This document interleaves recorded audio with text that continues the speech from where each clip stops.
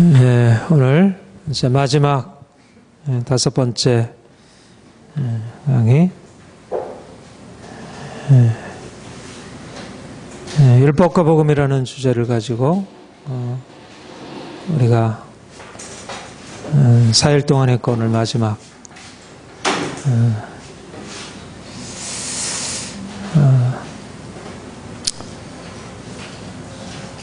저는 이번에 이제 그 강의를 쭉 진행하면서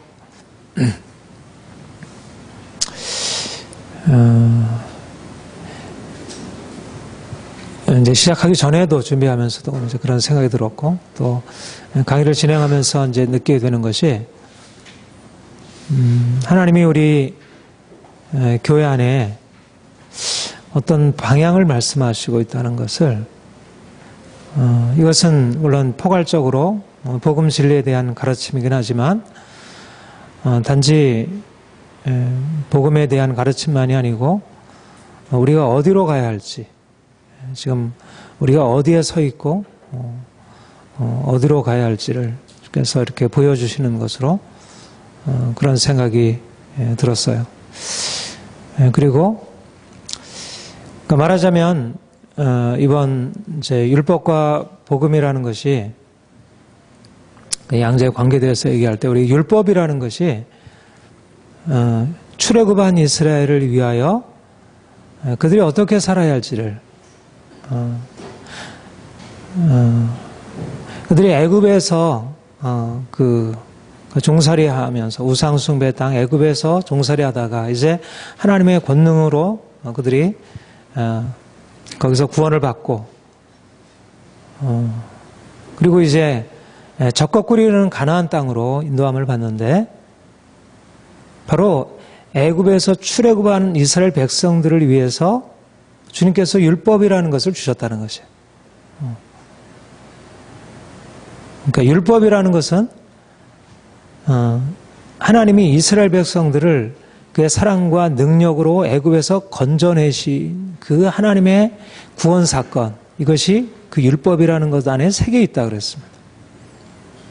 그리고 율법은 또 다른 한편 우리가 이제 어제도 살펴봤듯이 율법은 가나안 땅에 들어가서 너희가 이렇게 살아라.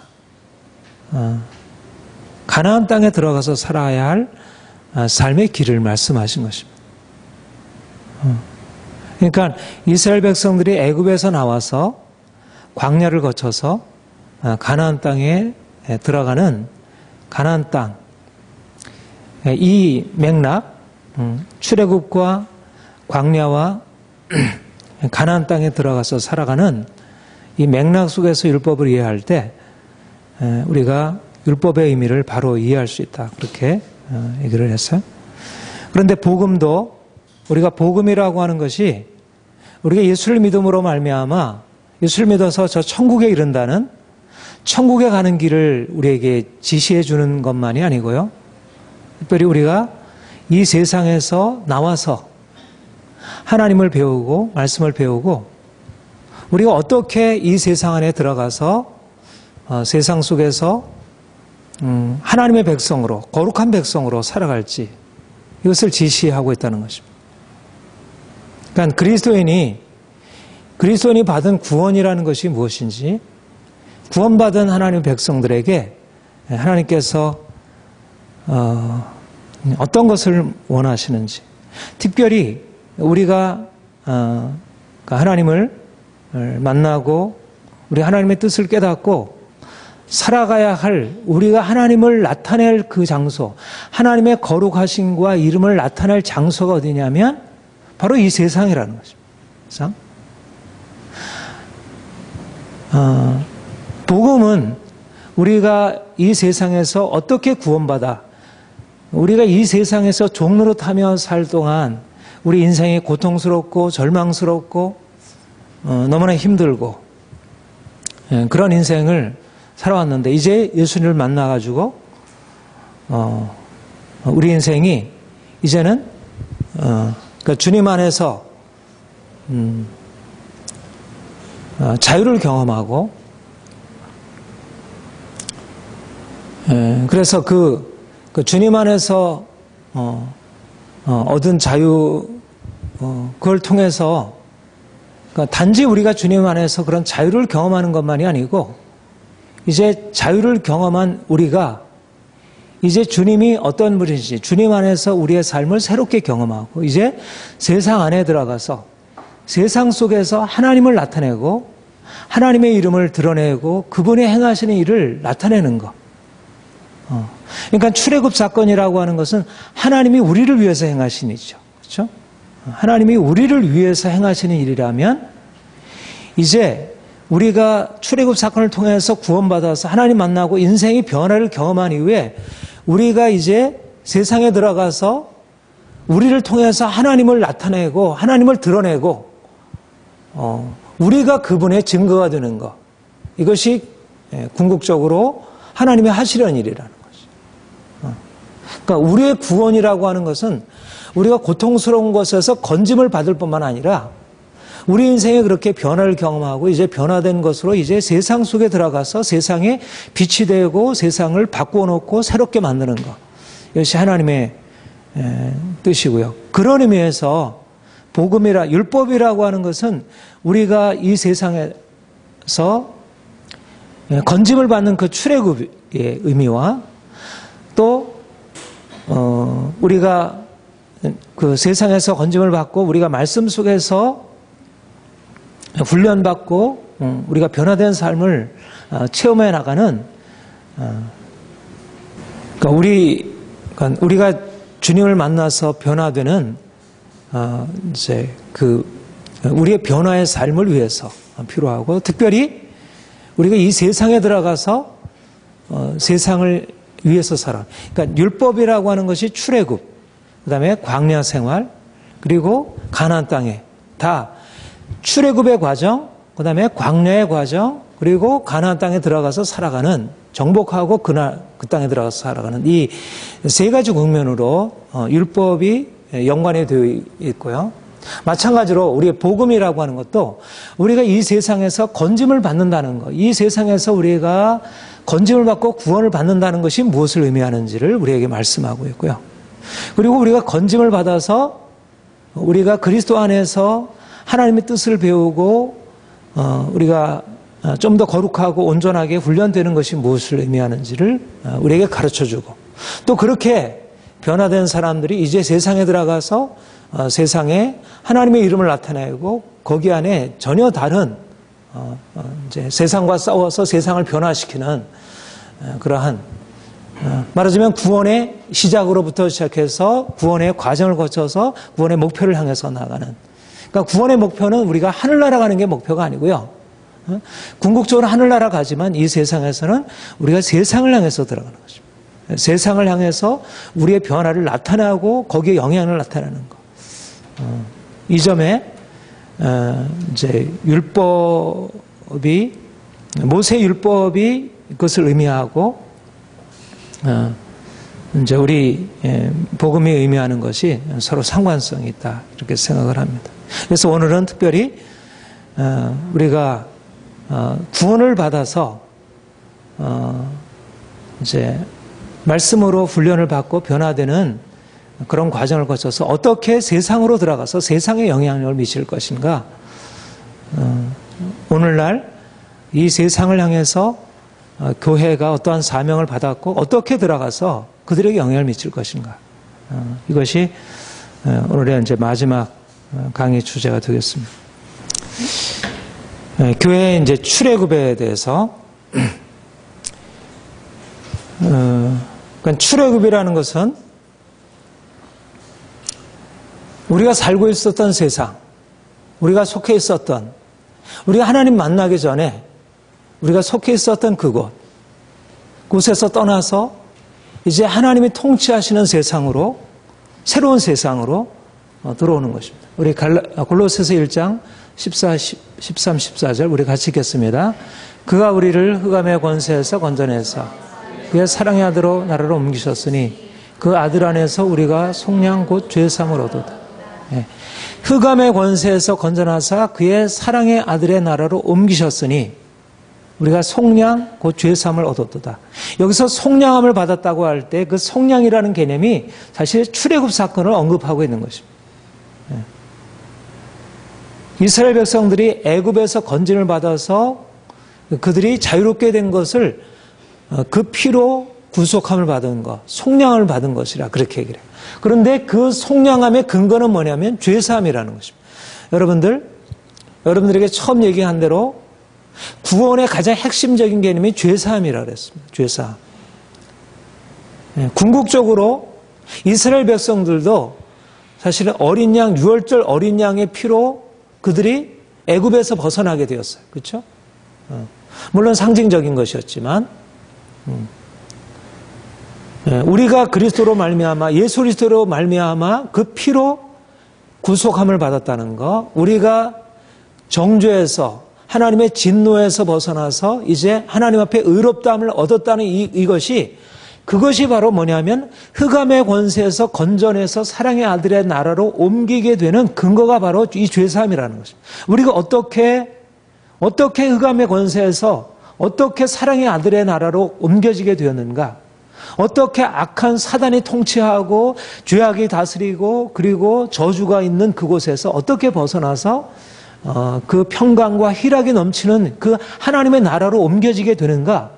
그것은 바로 예수 그리스도의 구속 사건으로 말미암는 이 죄사함의 은총. 그래서 우리는 더 이상 우리가 이제 예수 그리스도를 만난 뒤에 이제 우리의 인생의 운명이 바뀌어지는 것입니다. 흑암이라는 절망하고 고통하고 두려워하고 모든 것이 다 힘들고 좌절되고 어떤 것도 우리를 자유롭게 하지 못하는 그야말로 음침한 골짜기와 같은 우리 인생, 그런 좌절, 절망, 죽음의 땅, 거기서 벗어나서 자유케 되는 일이 바로 예수님이 우리를 위하여 죽으시고 우리의 죽음을 대신하셨다는 것. 그래서 그 죽음이 우리를 죽음에서 건져내는, 우리를 저주에서, 율법의 저주에서 속량하는 능력을 그 안에 가지고 있는 것이죠.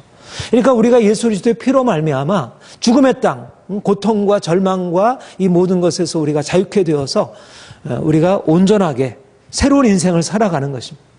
여전히 우리가 이 세상 속에는 그런 죽음의 세력이 있잖아요. 여전히 우리의 인생에는 많은 문제가 있잖아요. 그럼에도 불구하고 그런 문제들이 우리를 더 이상 이 공격이 되지 않는 것입니다. 왜냐하면 이제는 여기서 옮겨졌기 때문에, 이미 흑암의 권세에서 이제 사랑의 나라로 옮겨졌기 때문에 무엇이 거기에 놓였냐면 그리스도의 피가, 그리스도의 죄사함의 은총이 거기에 놓였다는 것입니다. 그러니까 그 피를 의지하고 나아가면 우리를 붙들고 있는, 우리를 두렵게 하는 모든 두려움의 권세, 우리가 무서워하는 종의 영으로 살았는데 거기서 벗어나서 이제는 자유케 되고 이제는 우리 인생이 근본적으로 흑암이 아니라 빛 가운데 살아가는 것입니다. 여러분, 이것이 바로, 그러니까 이스라엘 백성들은 애굽에서 나왔지만 물론 일시적으로 그들이 흑암의 권세에서 나왔죠. 그러나 그들은 다시 흑암으로 들어갈 수밖에 없었어요. 왜냐하면 그들에게는 온전한 의미의 죄사함이 없었으니까. 그런데 그리스도인들은 다르다는 것입니다. 우리가 세상 권세, 흑암의 권세에서 건짐을 받은 이후에 우리 인생은 더 이상 슬픔과 좌절과 절망과 두려움 가운데 살아가야 할 이유가 없는 그런 하나님의 사랑의 나라의 통치라.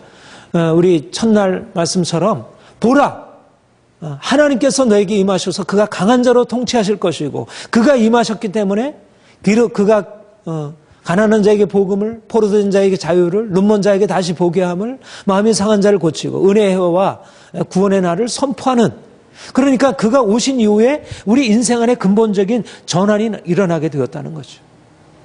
그런데 만약 우리가 예수님을 믿으면서도 여전히 우리가 그러한 좌절과 절망과 두려움을 경험하고 있다면 우리가 어떻게 생각을 해야겠어요?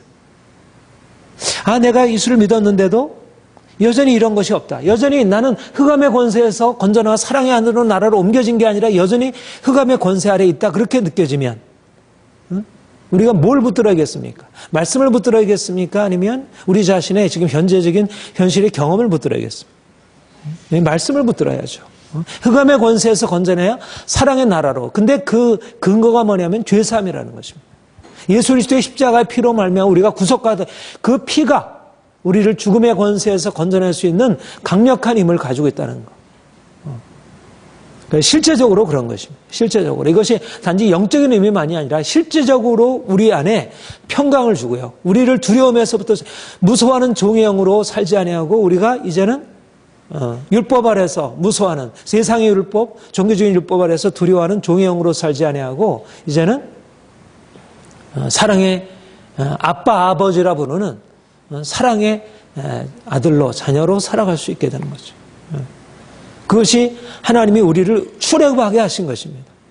출애굽한 이제 하나님의 통치, 하나님의 그 빛과 불기둥과 구름기둥, 그가 우리를 어디로든지 물 가운데를 건너서도 불 가운데를 지나도 사망의 음침한 골짜기를 걸어가도 그가 목자같이 우리를 인도하시고 보호하시고 다스리는 하나님의 통치가 우리에게 시작된 것입니다. 앞으로 하나님 나라가 임해서 하나님의 통치가 우리에게 주어질 게 아니고 이미 우리가 출애굽을 한 것입니다. 말하자면 그 빛 가운데로 이미 들어가 있는 것입니다. 다시는 우리가 어둠에 속한 자들이 아니라 빛의 자녀이고 우리는 하나님의 사랑과 통치 아래 있는 것. 우리가 이것을 확신하고요. 그래서 우리는 주님 안에서 이런 자유를 누리고 살아갈 수 있습니다. 우리 어제와 그제 말씀드린 것처럼 우리가 출애굽이라고 하는 것은 무엇보다도 우리가 율법과 연관해서 율법으로부터의 자유, 율법에 대해서 주는 것. 우리 갈라디아서 3장 13, 15절 같이 읽겠습니다. 시작. 할례를 받은 그들이라도 스스로 율법은 지키지 아니하고 너에게 할례를 받게 하려는 것은 그들이 너희의 육체로 자랑하려 함이라. 그러나 내게는 우리 주 예수 그리스도의 십자가 외에 결코 자랑할 것이 없으니 그리스도로 말미암아 세상이 나를 대하여 십자가에 못 박히고 내가 또한 세상을 대하여 그러하니라. 할례나 무할례가 아무것도 아니로되 오직 새로 지으심을 받는 것만이 중요하니라. 예. 우리 주 예수 그리스도의 십자가 외에 결코 자랑할 것이 없으니 그리스도로 말미암아 세상이 나를 대하여 십자가에 못 박히고 내가 또한 세상에 대하여 그러하니라. 근데 여기서 세상이라고 할 때 어떠한 세상이라고 했죠? 그 앞에 얘기한 대로 할례를 자랑하는 것, 할례라는 육체를 자랑하는, 율법을 자랑하는 것, 율법에 붙들려 율법 아래 살아가는 세상을 말하고 있습니다. 물론 여기서는 포괄적인 의미의 세상을 말하지만 다 포함하고 있지만 특별히 율법 아래서 율법 아래에 놓여 있는 세상. 그러니까 우리가 이제 그리스도로 말미암아 그 정죄, 유대인과 이방인에게 내려져 있는 죄로 말미암는 하나님의 심판과 정죄로부터 벗어나서 자유케 될 뿐만 아니라 우리에게 주어지는 자유는 무엇보다도 그리스도께서 오심으로, 특별히 그리스도께서 오심으로 우리에게 주어진 것이 이 율법에 대해서 주는 것, 율법적인 육체에 속한 율법이 우리를 이제까지 지배하고 있었고 그것이 어떤 의미에서 우리로 하여금 하나님의 거룩함을 바라보고 나아가도록 했지만 오히려 그것이 우리에게 거룩함을 온전히 주지 못하고 오히려 우리를 죄 아래 더 속하게 하고 그리고 그와 같은 무거운 율법 아래서 우리가 놓여 있었던 것입니다. 진정한 자유, 하나님을 만날 수도 없었고 그렇다고 우리 인생이 좀 이렇게 자유롭게 아예 세상을 알지 못하는, 주님을 알지 못하는 세상처럼 그렇게 편안하게 자기가 하고 싶은 대로 하는 것도 아니고 그 진정한 자유, 진정한 평안과 행복, 뭔가 예수를 믿으면 진정으로 자유로워야 되는데 세상에서도 이것 해야 되고 저것 해야 되는 것이 많고 우리가 주님을 믿으면서도 너무나 많은 것에 눌려 있으면서 행하지도 못하고 하지 않는 것에 대한 어떤 죄책감과 그거 무거운 눌림이 우리의 인생을, 그러니까 주님과의 만남이 우리가 주님을 믿고 우리가 신앙생활하는 것이 뭔가 기쁨이어야 되는데 자유로운 것이어야 되는데 여전히 세상에 살 때도 뭐 이러한 뭐 고통 가운데 눌려 있었고 또 교회 오니까는 우리가 하나님을 이제 배우고 하니까 우리가 이제는 모든 면에서 정말 아들처럼 아빠 아버지라 그러면서 이렇게 막 자유롭게 막 이렇게 놀고 뭐 이러는 게 아니고 여기서도 주눅이 들어가지고 행하지 못하는 것에 대한 늘 눌림과 세상에서도 세상적인 어떤 율법 아래에서 우리가 눌려 있고 교회에서도 그런 눌림 아래 그 눌림을 통해서 우리가 변화되면 좋은데 그 변화도 없고 그것이 우리의 이제까지의 신앙생활이었다면 이제 그 종교적인 율법, 그런 종교적인 제도로서의 그 교회, 그것도 또한 세상이었다는 거예요. 그 율법에 대해서 죽는 거, 이젠 더 이상 이 율법에 대해서 살아가는 것이 아니라 이제 율법에 대해서 죽고, 율법에 대해서 죽으면서 어디로 나아갑니까? 율법에 대해서 죽고 나아가는 그 방향은 우리가 하나님을 직접 만나는 것입니다. 율법에 있을 때는 하나님을 만나지 못한 것입니다. 율법의 여러 가지 형식들을, 제도를 붙들고 있었지만 여전히 그들은 하나님으로부터 멀고 하나님과 친밀함을 경험하지 못하고, 하나님과 경험하지 못하니까, 하나님과의 친밀함을 경험하지 못하니까 여전히 죄 가운데 있고, 우리의 삶이 세상 사람들과 별로 달라진 게 없는 거예요. 오히려 겉으로는 좀 뭐 나은 것이 도덕적일지 모르지만 마음 중심에 여전히 미움과 여전히 분노와 여전히 뭐 여러 가지 많은 그 잘못된 모든 것들이 여전히 동일하게 존재하는, 우리를 흑암의 권세에서 우리를 건져내서 자유케 하시는 것은 단지 우리를 죄와 정죄에서 건져내는 것만이 아니라 그런 어떤 형식적인 제도들, 진정한 생명이 없는, 그리고 오히려 우리를 자유롭게 못하고 오히려 우리를 억누르던 그런 종교적인 제도들로부터, 우리는 율법으로부터 자유케 돼서 정말 우리를 자유롭게, 마음에 우리의 모든 것이 그냥 자연스럽게 풀어지고, 그러니까 그리스도인들이 세상 사람들보다 더 자유로운 사람들이 되어야지, 세상 사람들보다 더 눌려있다면 그것은 온전한 의미에서 출애굽을 제대로 경험하지 못한 것이라는 것이죠. 세상에 대해서 죽지 못한 것입니다. 율법에 대해서 죽지 못한 것이고요. 근데 주님이 우리를 이제 출애굽이라고 하는 것은, 이제 우리가 출애굽을 받았다는 것은 우리가 정죄의 고통에서 벗어날 뿐만 아니라 우리가 그런 율법에 대해서, 생명이 없는 율법, 그러면서도 우리의 삶을 주장하고 있었던 율법부터 벗어나서 이제는 생명이신 주님과 직접 만나서 자유롭게, 즐겁게, 자원하는 마음으로 하나님을 섬기고 살아갈 수 있도록, 이것이 하나님이 우리 안에 이미 행하신 일이고, 이미 행하시는 일일 뿐만 아니라 이 행하심이 우리 안에 보다 실제적으로 경험되고 나타나야 한다는 것입니다. 우리가 이미 정죄에서부터 벗어났는데도 여전히 우리 안에 두려움이 있고, 여전히 우리가 인생의 자유함을 경험하지 못하고, 우리가 율법부터 벗어났는데도 여전히 율법 아래에서 또다시 살아가고 있고, 마치 광야에서 이스라엘 백성들이 출애굽을 했지만 여전히 애굽으로 다시 돌아가려고 하듯이, 실제적으로 육체는 출애굽을 했지만 그들의 마음은 여전히 애굽 아래에 있는 것처럼, 마찬가지로 우리가 세상으로부터, 종교적인 제도로부터 출애굽을 했지만 여전히 우리의 의식은 여전히 정죄 아래에 있고 여전히 율법 아래에 있어서 인생이 진정한 의미의 하나님의 생명을 제대로 경험하지 못하고 있다는 것입니다. 그래서 우리가 출애굽했다는 의미가 무엇인지, 율법의 정죄로부터 우리가 죄사함을 받았다는 의미가 무엇인지, 율법에 대해서 죽고 자유케 되었다는 의미가 무엇인지를 보다 분명하게 깨닫는 것, 이것이 우리가 앞으로 이제 광야 생활을 지나서 이제 가나안 땅을 정복하는 데 있어서 필요한 이 기초가 제대로 되어 있어야죠. 말하자면 이신칭입니다. 믿음으로 말미암아 의롭다함을 얻었다고 하는 이 가장 중요한 기초, 의롭다함을 얻었고요. 그래서 더 이상 정죄 아래에 있지 않고, 이제 율법의 행위가 아니라 믿음으로 말미암아 율법의 행위에 대해서 이제 내려놓고 이제 믿음으로 나아가는 것입니다. 이러한 가장 기본적인 이 믿음으로 말미암아 의롭다함을 얻었다는 것이 우리의 교리적인 진리가 아니고 실제적으로 우리의 경험되어지는 자유의 진리가 되어서 그것이 실제적으로 우리의 삶을 끌어갈 때, 그럴 때 우리는 이제 그 다음에 광야에서 하나님이 우리에게 허락하시는 그런 훈련을 받아들일 수 있게 되는 것입니다. 출애굽이 온전하게 돼야 본격적으로 이제 광야 생활을 우리가 시작할 수 있게 된다고 할 수 있습니다. 광야 생활이란 특별히 율법이 의미가 있는 것은 이 광야 생활에서 의미가 있었습니다. 여러분, 출애굽한 이스라엘에게 하나님께서 주신 것이 율법이었습니다.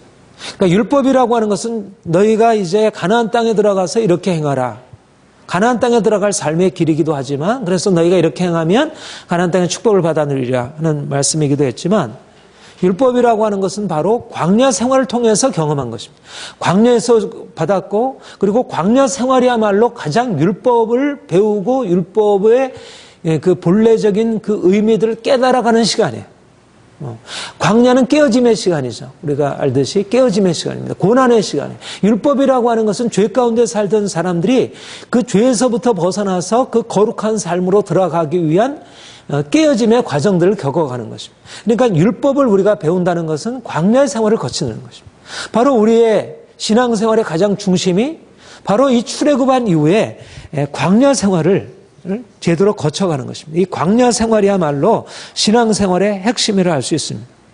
우리가 가나안 땅의 축복으로 들어가려면 이 광야 생활을 통해서 하나님이 허락하신 이 율법의 교훈, 말하자면 우리가 하나님의 뜻을 분별하고 너희는 이 세대를 본받지 말고 마음을 새롭게 함으로 변화를 받아 하나님의 선하시고 기뻐하시고 온전하신 뜻을 분별하라, 이렇게 얘기를 했죠.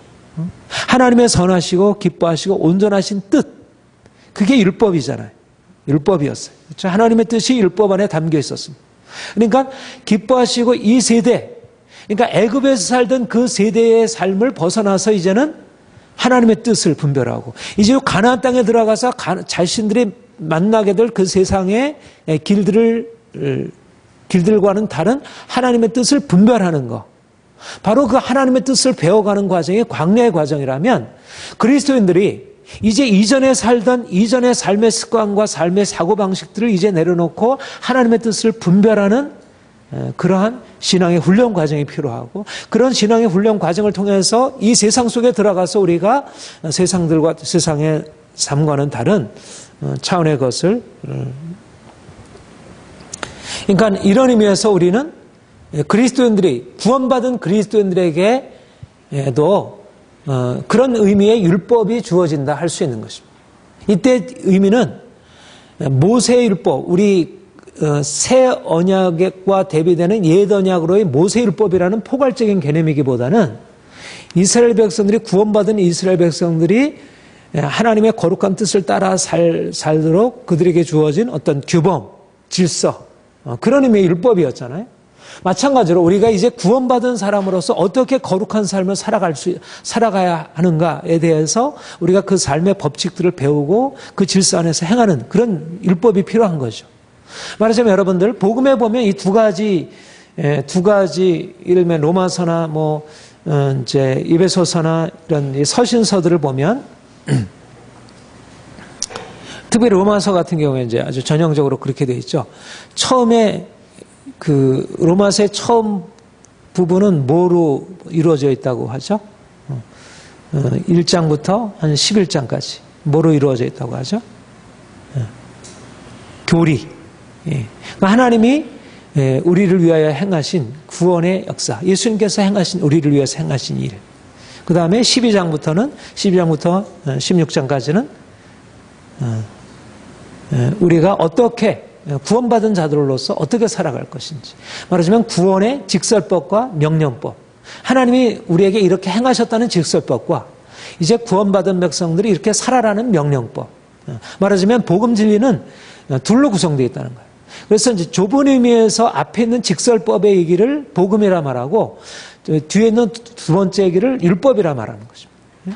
하나님이 우리를 위해서 이렇게 구원을 베푸셨다는 거, 우리를 정죄에서, 우리를 사망의 권세에서, 우리를 죄에서 건져주셨다. 이것이 예수님이 우리를 위해서 행하신 일이라는 복음의 직설법, 구원의 직설법, 이것을 복음, 하나님 우리에게 위해서 행하신 일, 복음 소식이고요. 그리고 구원받은 우리가 이제 어떻게 행할 것인지, 우리의 삶의 길을 말해주는 것. 그런데 바로 그 두 번째 명령법에 해당되는 게 이스라엘 백성, 구원받은 이스라엘 백성들에게 주신 십계명을 비롯한 레위기나 신명기나 출애굽기에 나와 있는 그런 이제 여러 가지 많은 규례들, 이제 많은 계명들, 이런 것들이 바로 율법이라 할 수 있는 것이죠. 그러니까 마찬가지로, 그러니까 그런 의미에서 우리 그리스도인들은 복음으로 구원받은 자들이 복음에 따라서 어떻게 살아야 할지를 듣고 있는 그런 율법을 받고, 이때 의미는 제한적인, 포괄적인 의미의 율법이라는 개념이 아니고요, 제한적인 의미의 율법이라는 것을 우리가 받고 있다 볼 수 있습니다. 우리는 이런 의미에서 이제 하나님이 우리를 위해서 전적으로 그 은혜로 행하신 그 구원의 역사를 바탕으로 해서 이제 우리가 어떻게 살아갈까에 대한 어떤 하나님의 명령을 듣고 있고 그 계명을 받고 있고 그 율법을 따라 행할 것을 우리에게 요구받고 있다는 것입니다. 이것이 바로 산상수훈에 주님께서 말씀하시는 내가 율법을 폐하러 온 것이 아니라 완성하러 왔다. 물론 포괄적인 의미에서도 그렇지만 특별히 예수님께서 말씀하신 것이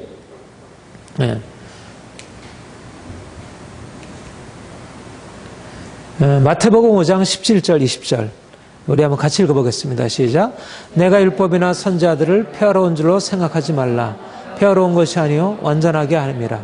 진실로 너에게 이르노니 천지가 없어지기 전에는 율법의 1.1획도 결코 없어지지 아니하고 다 이루리라. 그러므로 누구든지 이 계명 중에 지극히 작은 것 하나라도 버리고 또 그같이 사람을 가르치는 자는 천국에서 지극히 작다 일컬음을 받을 것이요 누구든지 이를 행하며 가르치는 자는 천국에서 크다 일컬음을 받으리라.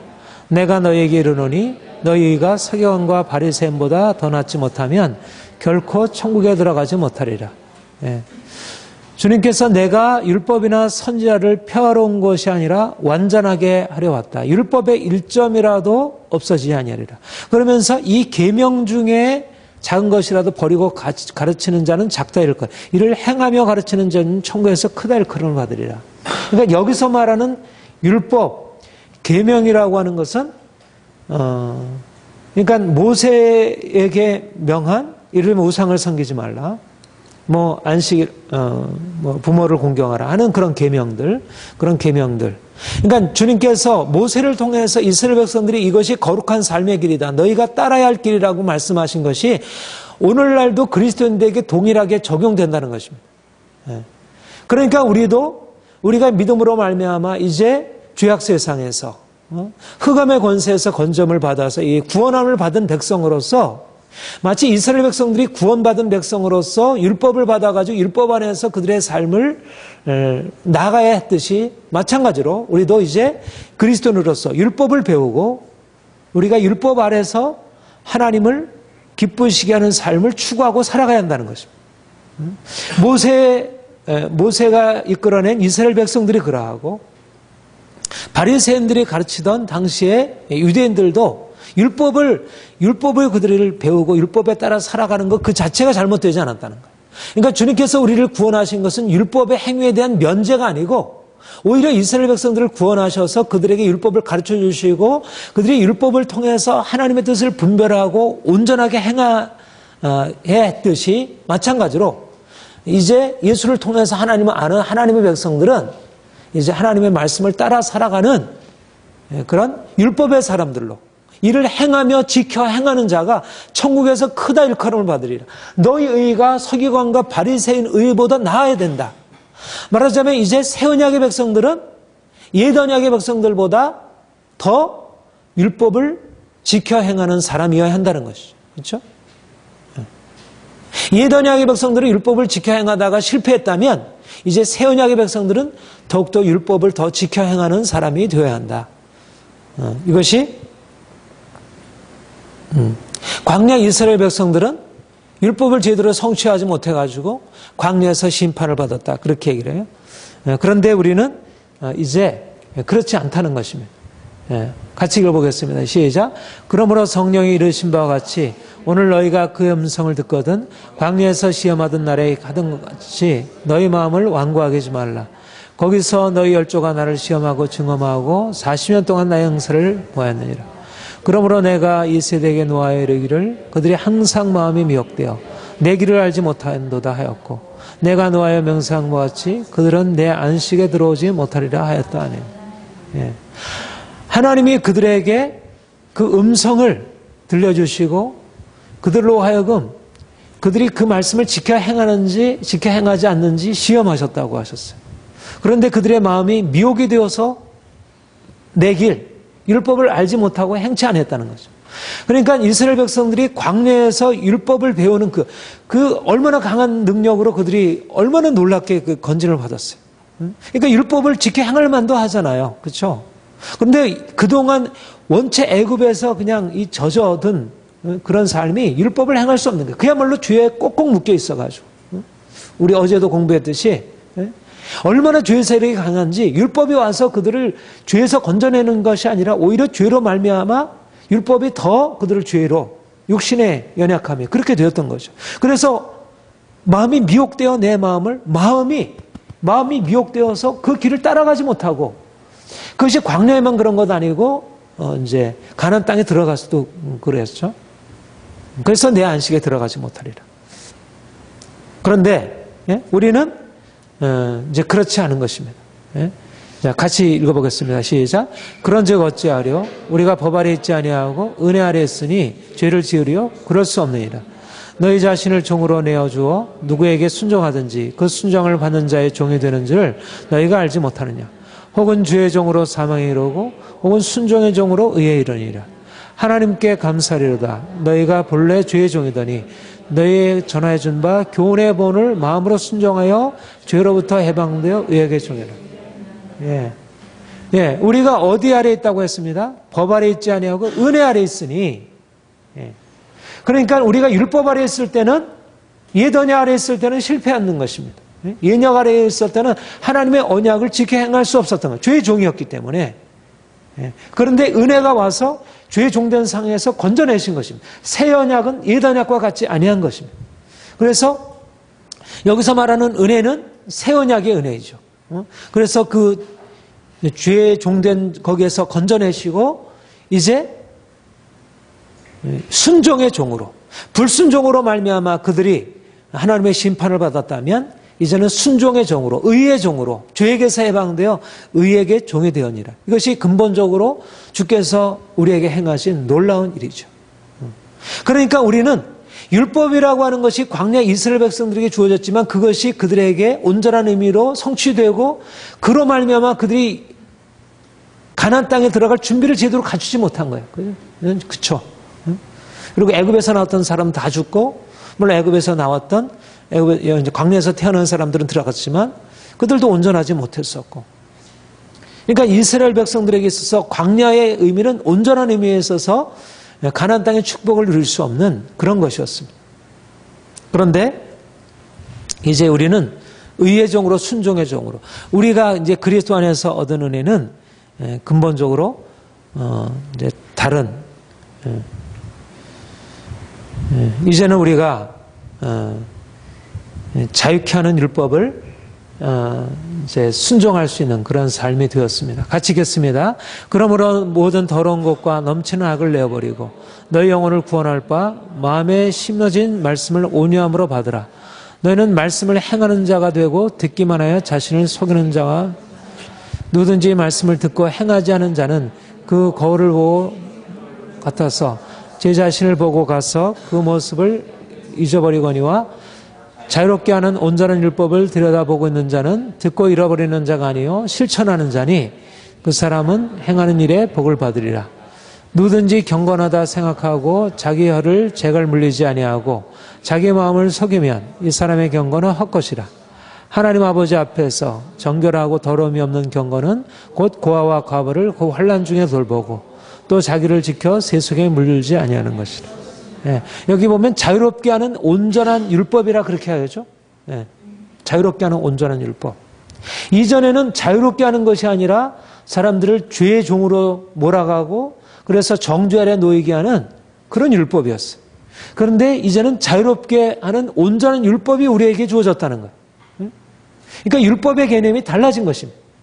여기서 말하는 율법은 옛 언약의 율법이 아니라 그리스도 안에 주어진 새로운 율법.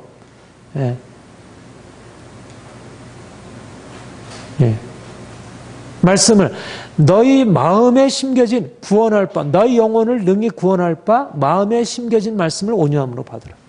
그 말씀이 우리를 정죄하고 죽이는 게 아니라 우리를 구원할 바 우리 영혼을 구원할 바 마음에 심어진 말씀인 것입니다. 그러니까 이 말씀이 우리가 듣고 잊어버리는 것이 아니라 그 말씀을 듣고 행할 수 있도록 이것이 우리에게 주어진 율법의 그러니까 우리 그리스도인들에게 있어서 율법의 의미는 이제 옛 언약의 백성들이 가지고 있는 율법의 의미와 다른 것입니다. 그들은 율법을 지켜 행하려고 하지만 율법을 지켜 행할 수 있는 능력이 그들에게 주어지지 않아요. 그런데 우리에게는 이제 죄로부터의 해방이라는 이 놀라운 구속의 은총이 우리에게 주어졌기 때문에 그것을 행함으로 복을 받고, 그러니까 경건한 삶, 고아를 돌아보고 세속에 물들지 않은 경건한 삶을 살아가도록 하나님이 그렇게 우리를 바꿔 놓으셨습니다. 그러니까 이런 의미에서 우리가 어제 얘기했던 율법에 대해서 죽고, 우리가 어제 얘기했던 우리가 벗어나야 할 금욕주의적인 율법과 여기서 말하는 율법이라 개념은 좀 구분되어야 한다는 거죠.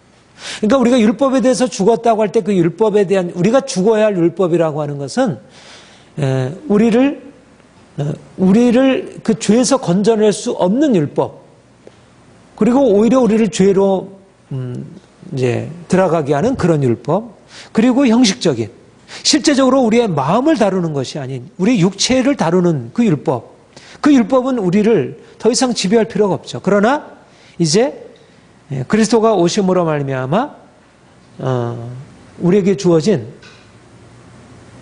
고린도전서 7장 13절, 우리가 율법을 두 가지로 우리가 좀 구분해서 이해할 수 있어요. 우리가 모세 율법이 신약과 어떻게 연관되냐고 할 때 율법을 두 가지로 우리가 구분할 수 있다고 보는데, 7장 19절 우리 같이 읽겠습니다. 시작. 할례 받는 것도 아무것도 아니요 할례 받지 아니하는 것도 아무것도 아니로되 오직 하나님의 계명을 지킬 뿐이니라. 여기 보면 할례 받는 것은 아무것도 아니고 할례 받지 않는, 그러니까 할례는 아무것도 아니라고 하죠. 그 다음에 하나님의 계명을, 오직 하나님의 계명을 지킬 따름이니라. 할례도 원래는 율법에 포함되어 있고요, 하나님의 계명도 율법에 포함되어 있잖아요. 그렇죠? 근데 할례는 아무것도 아니라고 하고 하나님의 계명을 지키는 것은 중요하다고 얘기를 해요. 요 말씀의 구조로 되어 있는 게 바로 그 갈라디아서 5장에 보면 할례나 무할례나 아무것도 아니로되 오직 사랑으로 역사하는 믿음뿐이니라. 그러니까 여기서 말하는 하나님의 계명이라는 것은 사랑으로 역사하는 믿음과 동일한 차원이에요. 이것은 폐기된 게 아니고, 이것은 폐기된 게 아니라 오히려 지켜져야 할 거, 오직 하나님의 계명을 지키는. 그러니까 우리 그리스도인들이, 구원받은 그리스도인들에게 있어서 하나님의 계명을 지키는 것은 여전히 중요하고, 그것은 예단역의 백성에게 하나님의 계명을 지키는 게 중요한 것처럼 그리스도인들에게 여전히 중요하다는 거예요. 이런 의미에서 복음이 율법을 폐하지 않는다는 것입니다. 복음이 율법을 완성하고 온전히 이루고, 오히려 우리가 할례나 안식일이나 음식법과 같은 이러한 뭔가 우리의 육체에 속한 그런 계명들은 오히려 폐해지고 그것으로부터 자유케 되어지는 그 이유가 뭐냐면, 진정으로 우리가 하나님의 계명을 지키기 위해서. 어제도 말씀드렸지만, 어제 그제 말씀드린 게 그거잖아요. 그러니까 우리가 육체에 속한 그런 어떤 상징적인 예표적인 계명들을 붙들고 있으면 정말 마음의 변화 없이 외적인 행위에 그칠 수밖에 없어요. 근데 마음의 할례를 받아서, 마음의 할례를 받는 목적은 뭐냐면 우리가 하나님의 계명을 지키기 위해서, 그러니까 율법을 온전히 지키기 위해서 율법을 폐하는 것입니다. 육체에 속한 율법을 이제 폐하는 이유는, 그것이 우리의 그것에 대해 주어야 할 이유는, 그것이 우리를 온전한 의미에서 하나님을 섬기게 하지 못하니까 하나님의 계명을 지켜야 되는데, 말하자면 너희가 사람의 계명으로 하나님의 계명을 폐하는도다. 중요한 것은 하나님을 사랑하는 일이고 하나님의 고아와 과부를 돌아보는 일이고 세속에 물들지 아니하는 일인데, 그런데 그들은 가장 중요한 의와 인과 신은 버리고 오히려 그냥 11조, 금식하는 거, 제사제도, 손 씻는 거, 이런 것으로 하나님 앞에 경건을 찾으려고 했으니까. 진정한 경건은 우리의 마음의 변화인데, 그러니까 할례나 무할례가 아니라 하나님의 계명을 지키는 것이 중요하다. 그러니까 어떻게 복음이 율법에서 폐하는 것과 다시 완성하는 것인지를 여러분 아시겠죠? 그렇죠? 복음이 완성한다고 할 때 할례나 안식일과 같은 것은 그것의 상징적인 예표적인 것을 완성하는 것이고요. 그리고 계명 같은 거, 하나님을 사랑하라, 이웃을 사랑하라, 음란하지 말라, 이런 것들은 그 자체로 더 온전하게 그들을 지키지 못했던 것인데 그것을 지키는 것이고, 이런 의미에서 주님이 그러니까 그리스도인들에게 여전히 그러니까 옛 언약에서는 하나님의 계명을 선포했지만 그들이 그것을 그대로 지키지 못해요. 그러니까 옛 언약은 그 온전한 내적인 것을 온전히 드러내지 못하고 외적인 형식에 가두었다는 것도 문제이고, 그리고 온전하게 뭐 부모를 공경하라, 하나님을 사랑하라 그렇게 했어도 온전한 의미로 그걸 지킬 수 있는 능력이 그들에게 없었던 것입니다. 예? 그들이 육체에 속해 있었고 죄 아래에 있었기 때문에. 그런데 이제는 복음이 와서 우리를 죄에서 건져냄으로써 그 복음을 따라 그 율법의 말씀, 하나님의 계명을 따라서 살 수 있는 그런 능력을 하나님이 이제 주신 것이라 그렇게 할 수가 있습니다. 이제 우리는 그래서 이제 우리가 이제 신앙생활, 이제 광야 생활, 우리가 복음의 말씀을 배우는 이 광야 생활을 통해서 우리의 깨어짐의 과정을 통해서 우리가 거룩한 삶을 배우고 이제 좀 더 율법이 요구하는, 하나님의 말씀이 요구하는 우리를 지켜서 세속에 물들지 아니하고 고아와 과부를 돌보고 우리가 보다 경건하게 이웃을 섬기고 사랑하고 또 온전한 의미에서 율법을 성취하는 삶을 이제 살아가는 것을 훈련하는 것입니다. 그러니까 우리의 신앙생활은 예수를 믿어서 이제 구원받아서 하는 기쁘다. 이제는 내 인생이 편하다. 그러니까 이신칭의가 전부가 아니라는 것입니다. 이신칭의가 전부가 아니라 이제 우리가 말하는 이제 성화의 삶이 우리에게 이제 강조가 되는 것이죠. 성화.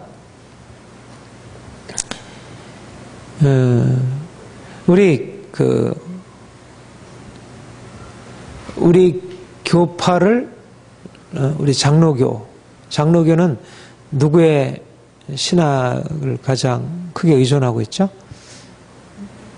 칼빈. 근데 칼빈이 가르친 가장 중요한 가르침이 바로 이 부분입니다. 칼빈은 율법과 복음의 연속성을 강조했어요. 그러니까 루터는 이신칭의, 율법과 복음의 근본적인 차이를 좀 강조했다면 칼빈은 성화를 강조하면서 율법과 복음의 연속성을 강조했어요. 그러니까 복음은, 그러니까 말하자면 아까 우리 고린도전서 읽었던 거 말씀을 하면 할례나 무할례가 아니요, 아무것도 아니요. 이것을 강조한 것은 루터가 이쪽이었고요. 그다음에 하나님의 계명을 지키는 것이 중요하니라. 이것을 강조한 게 칼빈이었습니다. 그러니까 우리 개혁파 신앙, 우리 장로교 신앙은 하나님의 말씀을 지켜 준행하고 그대로 살아가는 것이 굉장히 중요합니다. 그런 의미에서 우리가 유교가 어떻습니까? 유교가 그런 규범이 강하잖아요. 우리가 도덕적으로. 그러니까 우리나라는 거기 이 칼빈, 우리 장로교 신앙이 뿌리내릴 수 있는 좋은 토양이 있는 거예요. 우리가 어떤 규범적인 것을 일찍부터 체득되어 있으니까 우리가 하나님의 계명을 지켜 행하는 것에 대해 우리 장로교가 이렇게 센 나라가 별로 없어요. 아마도 이게 이제 문화적으로 우리가 유교 문화에 속해 있기 때문에 그렇다고 생각을 해요. 아무튼 칼빈이 그렇게 강조했고 우리가 장로교가 가장 강조하는 것이 우리가 구원받은 그리스도인들로서 어떻게 온전하게 말씀에 따라서 순종하고 행하는 의로운 삶을 살아가는 그런 삶이 되어야 하는가 하는 것을 강조를 해요. 그러니까 우리는 굉장히 그런 의미에서 율법적이에요.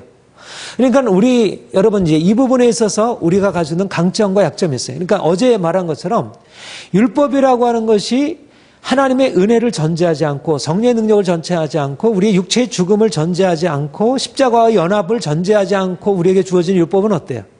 우리를 자유케 하고 우리를 거룩하게 합니까?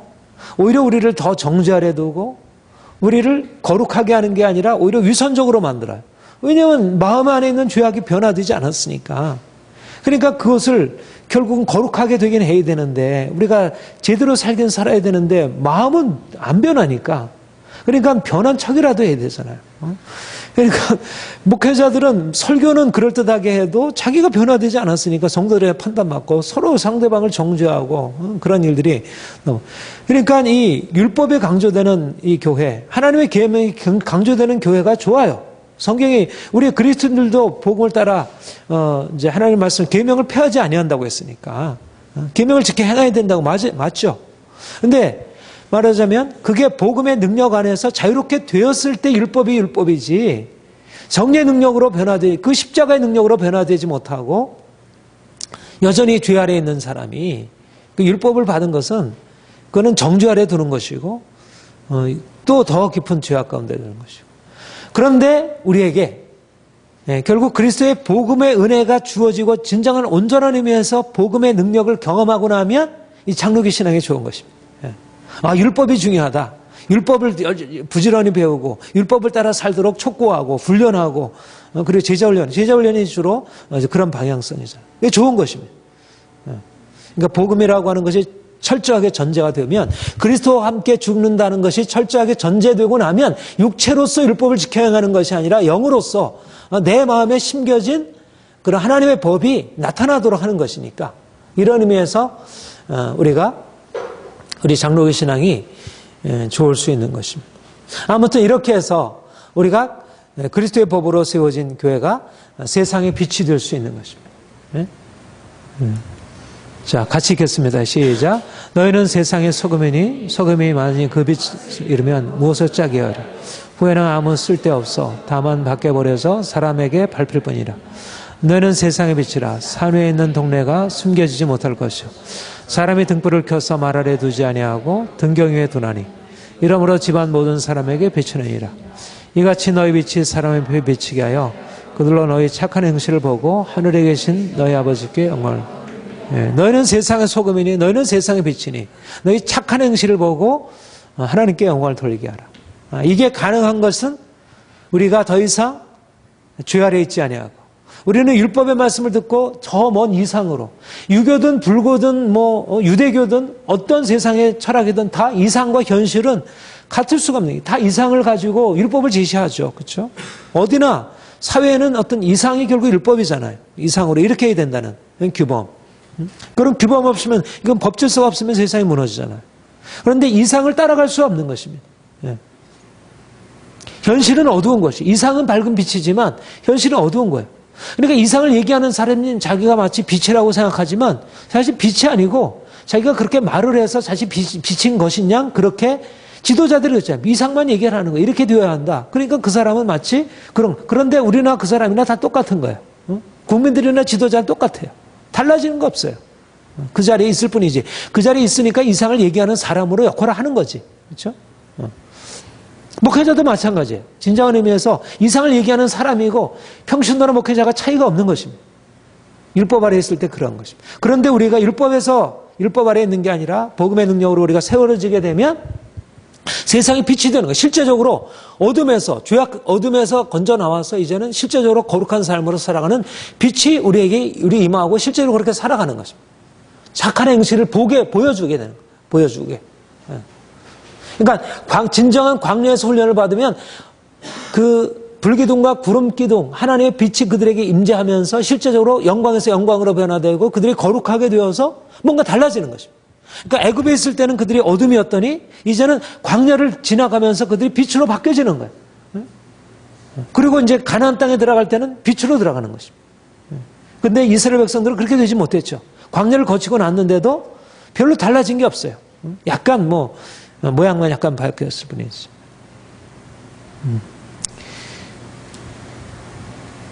자, 이사야 60장 1절 3절 시작. 일어나라 빛을 발하라. 이는 내 빛이 이르렀고 여호와 영광이 내 위에 임하였음이라. 보라 어둠이 땅을 덮을 것이며 캄캄함이 만민을 가리우려니와 오직 여호와께서 내 위에 임할 것이며 그 영광이 내 위에 나타나리니 나라들은 내 빛으로 왕들은 비추는 내 경명으로 나오. 저는 바로 이 세상의 빛을 쏘며 이 비전, 이 일어나라 빛을 발하라는 이 비전, 이것이 이스라엘 백성들에게는 이게 온전하게 주어지지 못했잖아요. 그렇죠? 일어나라 빛을 발하라. 직접적으로는 사실 이스라엘을 위한 예언이었잖아요. 내 여호와의 영광이 내 위에 임하였고 어둠이 땅을 걷고 캄캄이 만민을 가리우리니 오직 여호와께서 내 위에 임하실 것이며 그 영광이 내 위에. 이사야서 60장 이전의 말씀이 흑암에서 건져내서 너희를 사랑의 아들의 나라로 옮기셨다. 는 말씀에서 성취가 되죠. 그렇죠? 우리에게는 이 빛이, 이 광명이 임한 것입니다. 이미 흑암의 권세에서 건져나셔서 그 빛이신 주님이 다스리는 세계 안으로 들어왔고, 그리고 우리 안에는 단지 우리가 죄사함의 은총만이 아니라 실제적으로 거룩함의 빛이 우리 안에 주어지게 된 것이죠.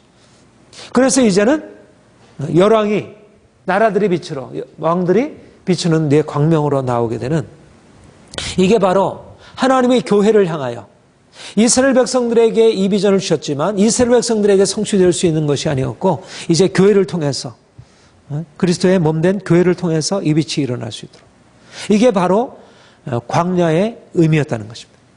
광야가 목적하는 것은 바로 이 빛을 경험하는 것, 이 율법을 통해서 그들이 온전한 변화된 삶으로 나아가는 것.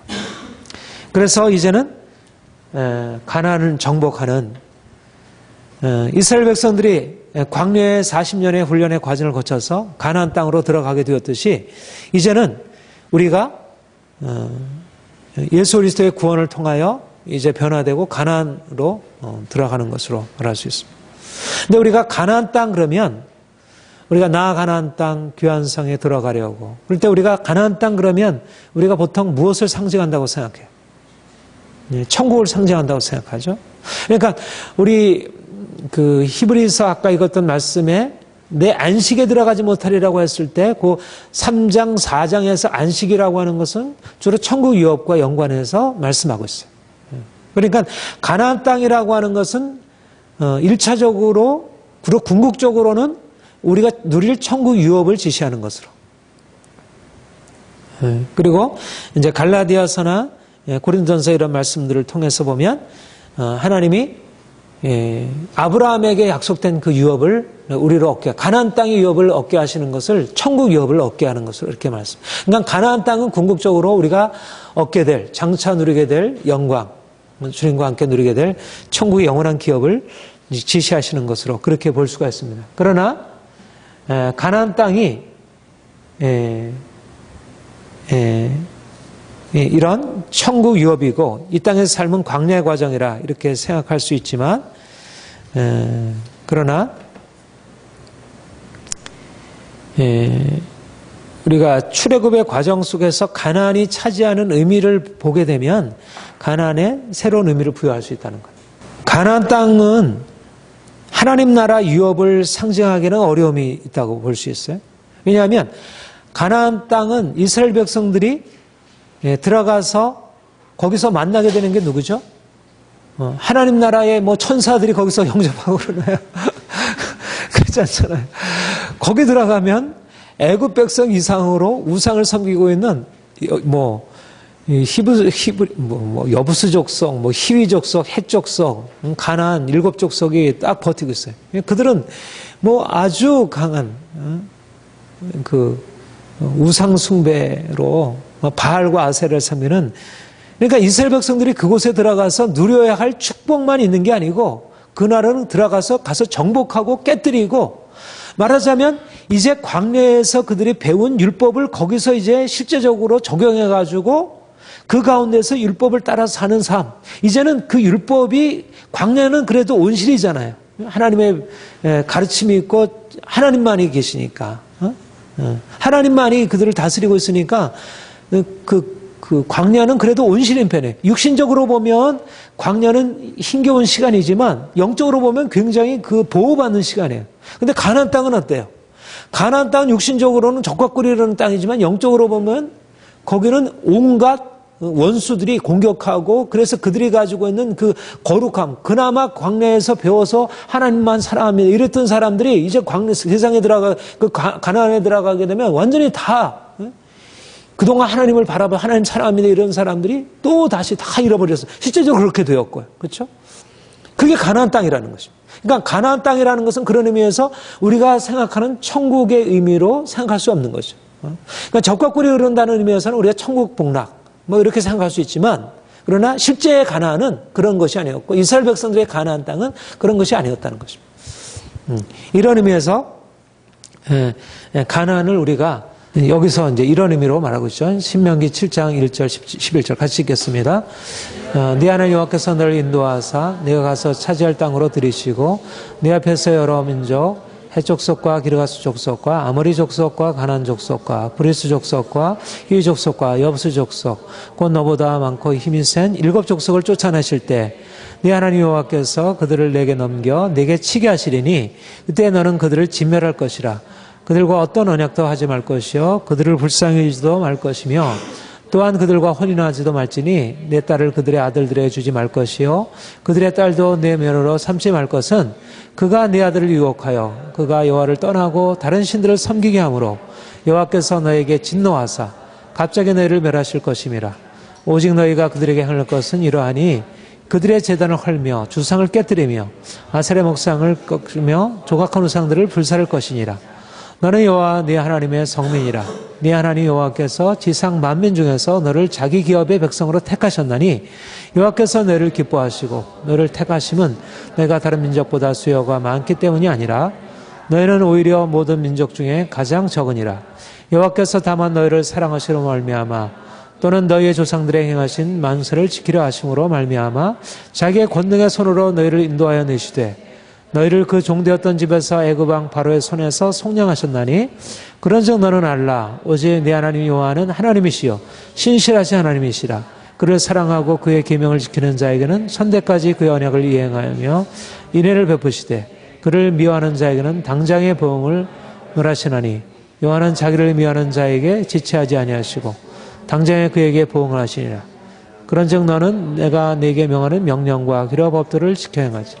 예, 이 말씀은 십계명에 들어있는 말씀이죠. 그렇죠? 예, 미워하는 자에게는 당장에 보응하시고 천대까지 언약을 베푸신다. 근데 바로 이 말씀이 어떤 맥락에서 나와요? 가나안 땅에 들어가서 결국 십계명은 어디 들어가서 십계명이 지금 예상하고 있는 것은 애굽이 아니고요 가나안입니다. 그렇죠? 그러니까 애굽에서 이제 그런 우상 숭배의 삶에서 건져내셔서 이제 새로운 삶을 그들에게 주셨는데 이제는 그냥 끝나는 게 아니고 이제는 다시 애굽에 들어가서 그와 같은 삶으로 사는지 살지 않는지를 이제 점검하게 될 것이고요. 이제 그들과 싸워야 되는 거예요. 그러니까 그 거룩한 삶을 배워서 이제는 세상 속에 들어가서 그렇게 더러운 다른 신을 섬기고 악한 행실을 섬기는 그들과 싸워서 그 우상들을 깨뜨리고 그들을 진멸하고 더 이상 그들과 타협하지 말고 언약을 맺지 말고 이제 하나님의 거룩한 백성으로 살 것을 실제적으로 행하는 거죠. 그러니까 율법이라는 것이 없으면 가나안 땅에 들어가면 애국과 똑같은 거예요. 율법이 있기 때문에 율법의 말씀을 따라 살기 때문에 그들이 이제 가나안 땅이 하나님이 다스리는 곳이 되는 것이죠. 그러니까 이제 가나안은 광야의 율법을 전제하면서 주어진 것입니다. 다음 보겠습니다. 신명기 12장 29절 32절 시작. 내게 들어가 쫓아낼 그 민족들을 내 앞에서 멸절하시고 내가 그 땅을 차지하여 거기서 거주하실 때 너는 스스로 삼가 내 앞에서 멸망한 그들의 자취를 밟아 올무에 걸리지 말라. 또 그들의 신을 탐구하여 이르기를 이 민족들은 그 신들을 어떻게 섬기는고 나도 그와 같이 하겠다 하지 말지니라. 내 하나님 여호와께서는 내가 그와 같이 행하지 못할 것이라. 그들은 여호와께서 거리시며 가증히 하시는 일을 그들의 신들에게 행하여 심지어 자신들의 자녀를 불살라 그들의 신들에게 드렸느니라. 내가 너에게 명령하는 이 모든 말을 너희는 지켜 행하고 그것에 가감하지 말라. 예. 이것이 바로 가나안 땅인 것입니다. 가나안 땅. 그러니까 가나안 땅이라고 하는 것은 결국은 애굽에서 건져 나온 그들이 율법을 배워서 율법을 실천할 장인 거예요. 그렇죠? 그러니까 그들이 애굽에서 건짐을 받아서 나온 목적은 단지 이제는 적과 우리는 가나안 땅에 들어가는구나 이것만이 아니고 이제는 애굽에 나와서 애굽과는 전혀 다른 삶의 길들을 배우고 이제는 세상을 이제 다시 가나안에 들어가서 애국과 동일한 우상숭배, 다른 신들을 섬기고 온갖 악한 일을 행하고 음란하고 부정한 그 세상에 들어가서 그 가나안을 정복하고 깨뜨리고 이제는 하나님을 섬기는 그 도를 그들에게 비춰줘. 그게 세상에 비친 것입니다. 그게 세상에 비쳐요. 바로 이런 의미로 하나님이 우리를 건져내신 목적이 무엇이냐? 이제 우리가 이 세상에서 그 흑암의 권세에서 건져내서 사랑의 아들의 나라로 옮기셨어요. 그리고 우리는 그의 정죄, 이제는 그의 사랑 안에서 우리 정죄에서 벗어나고 이제는 죄에서 벗어나고 자유케 되었습니다. 이제는 하나님의 길을 배우는 사람이 되었어요. 이제는 평안하게 누리고 하나님이 다스리는 그곳에서 우리는 만족한 삶을 살아가요. 그런데 거기가 끝이 아니라는 것입니다. 고난은 우리가 광야 생활도 고난이지만 이제 본격적인 고난은 어디에서 시작이 되냐면 이제는 세상에 들어가서 이제 우리가 전에는 그런 고난, 전에 애굽에 있을 땐 그런 고난을 당하지 않았죠. 그렇죠? 근데 이제 새로운 고난이 주어지는 거예요. 내가 말씀을 배우기 위한 고난이 아니라 말씀을 배웠기 때문에 이제 세상과 싸워야 하고 세상과 부딪히게 되고 이제는 깨뜨려야 하고, 그러니까 율법이 있으니까 이제 율법 안에서 자유케 되었기 때문에 이제는 주님을 위한 고난에, 의를 위한 고난, 의를 위해서 핍박을 받는 자로서의 삶을 살아가는 것입니다. 이것이 주님이 우리를 이제 가나안 정복으로, 그러니까 우리가 이제 복음으로 구속함을 받고 율법을 배우고 우리가 나아갈 방향성은 바로 이런 이제 가나안을 정복하는, 이 세상을 정복하고 세상과는 전혀 차원을 달리하는 그런 이제 삶을 살아가도록. 이런 의미에서 하나님께서 율법을 주신 것과 우리에게 복음을 주신 것에 상당한 유비를 볼 수가 있죠. 그렇죠? 아주 유사한 특징을 볼 수 있습니다. 그러니까 오늘날 우리 그리스도인들이 결국은, 근데 지금은 어떻습니까? 지금은 마치 이스라엘 백성들이 광야에서 제대로 훈련받지 못한 상태에서, 율법을 제대로 훈련받지 못한 상태에서 가나안 땅은 애굽의 삶으로 다시 돌아간 것과 똑같아요. 그렇죠? 마찬가지로 그리스도인들이 이제 말씀으로 교회는 말하자면 훈련의 장소예요. 주님의 율법을 배우고 깨어짐을 배우는 것입니다. 그런데 여기서 그 주님이 누구신지를 알고, 그리고 자신들이 어떻게 살아야 하는지 그 삶의 길들을 배우고 거기에 따라서 변화를 경험하지 못한 상태에서, 자기 정체성이 분명하지 않은 상태에서 다시 가나안에 들어가서, 세상에 들어가서, 세상이라는 가나안에 들어가서 행하게 되면 마치 여기서 말하는 것처럼 그들이 하나님이 꺼리시고 가지 여기시는 그들의 그런 행위들, 그리고 그들한테 배우려고 하는 거예요. 그들이 신들을 어떻게 섬겼는지, 어떻게 해야지 그들이 행복할. 그 바알과 아세라는 풍요의 신이잖아요. 이렇게 하면 우리가 풍요해질 수 있다. 오늘날 이 세상이 우리에게 가르쳐주는 그러한 세상의 길들, 세상에서 성공과 행복의 길들을 그냥 배우고, 그래서 율법이 말씀하고 있는 그 고난과 그걸 통해서 배우는 주님의 성품을 잃어버리고 세상과 타협하게 돼.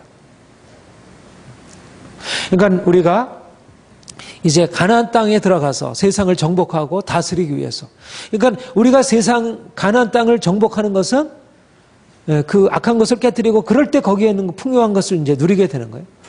우리가 동일하게 이 세상에 들어가서 하나님이 이 세상에 허락하신 너무나 많은 축복들을 누려야 될 텐데, 그러려면 먼저 온전한 의미의 율법을 배우고 율법이 우리의 삶에 내면화 되어야 한다는 것입니다.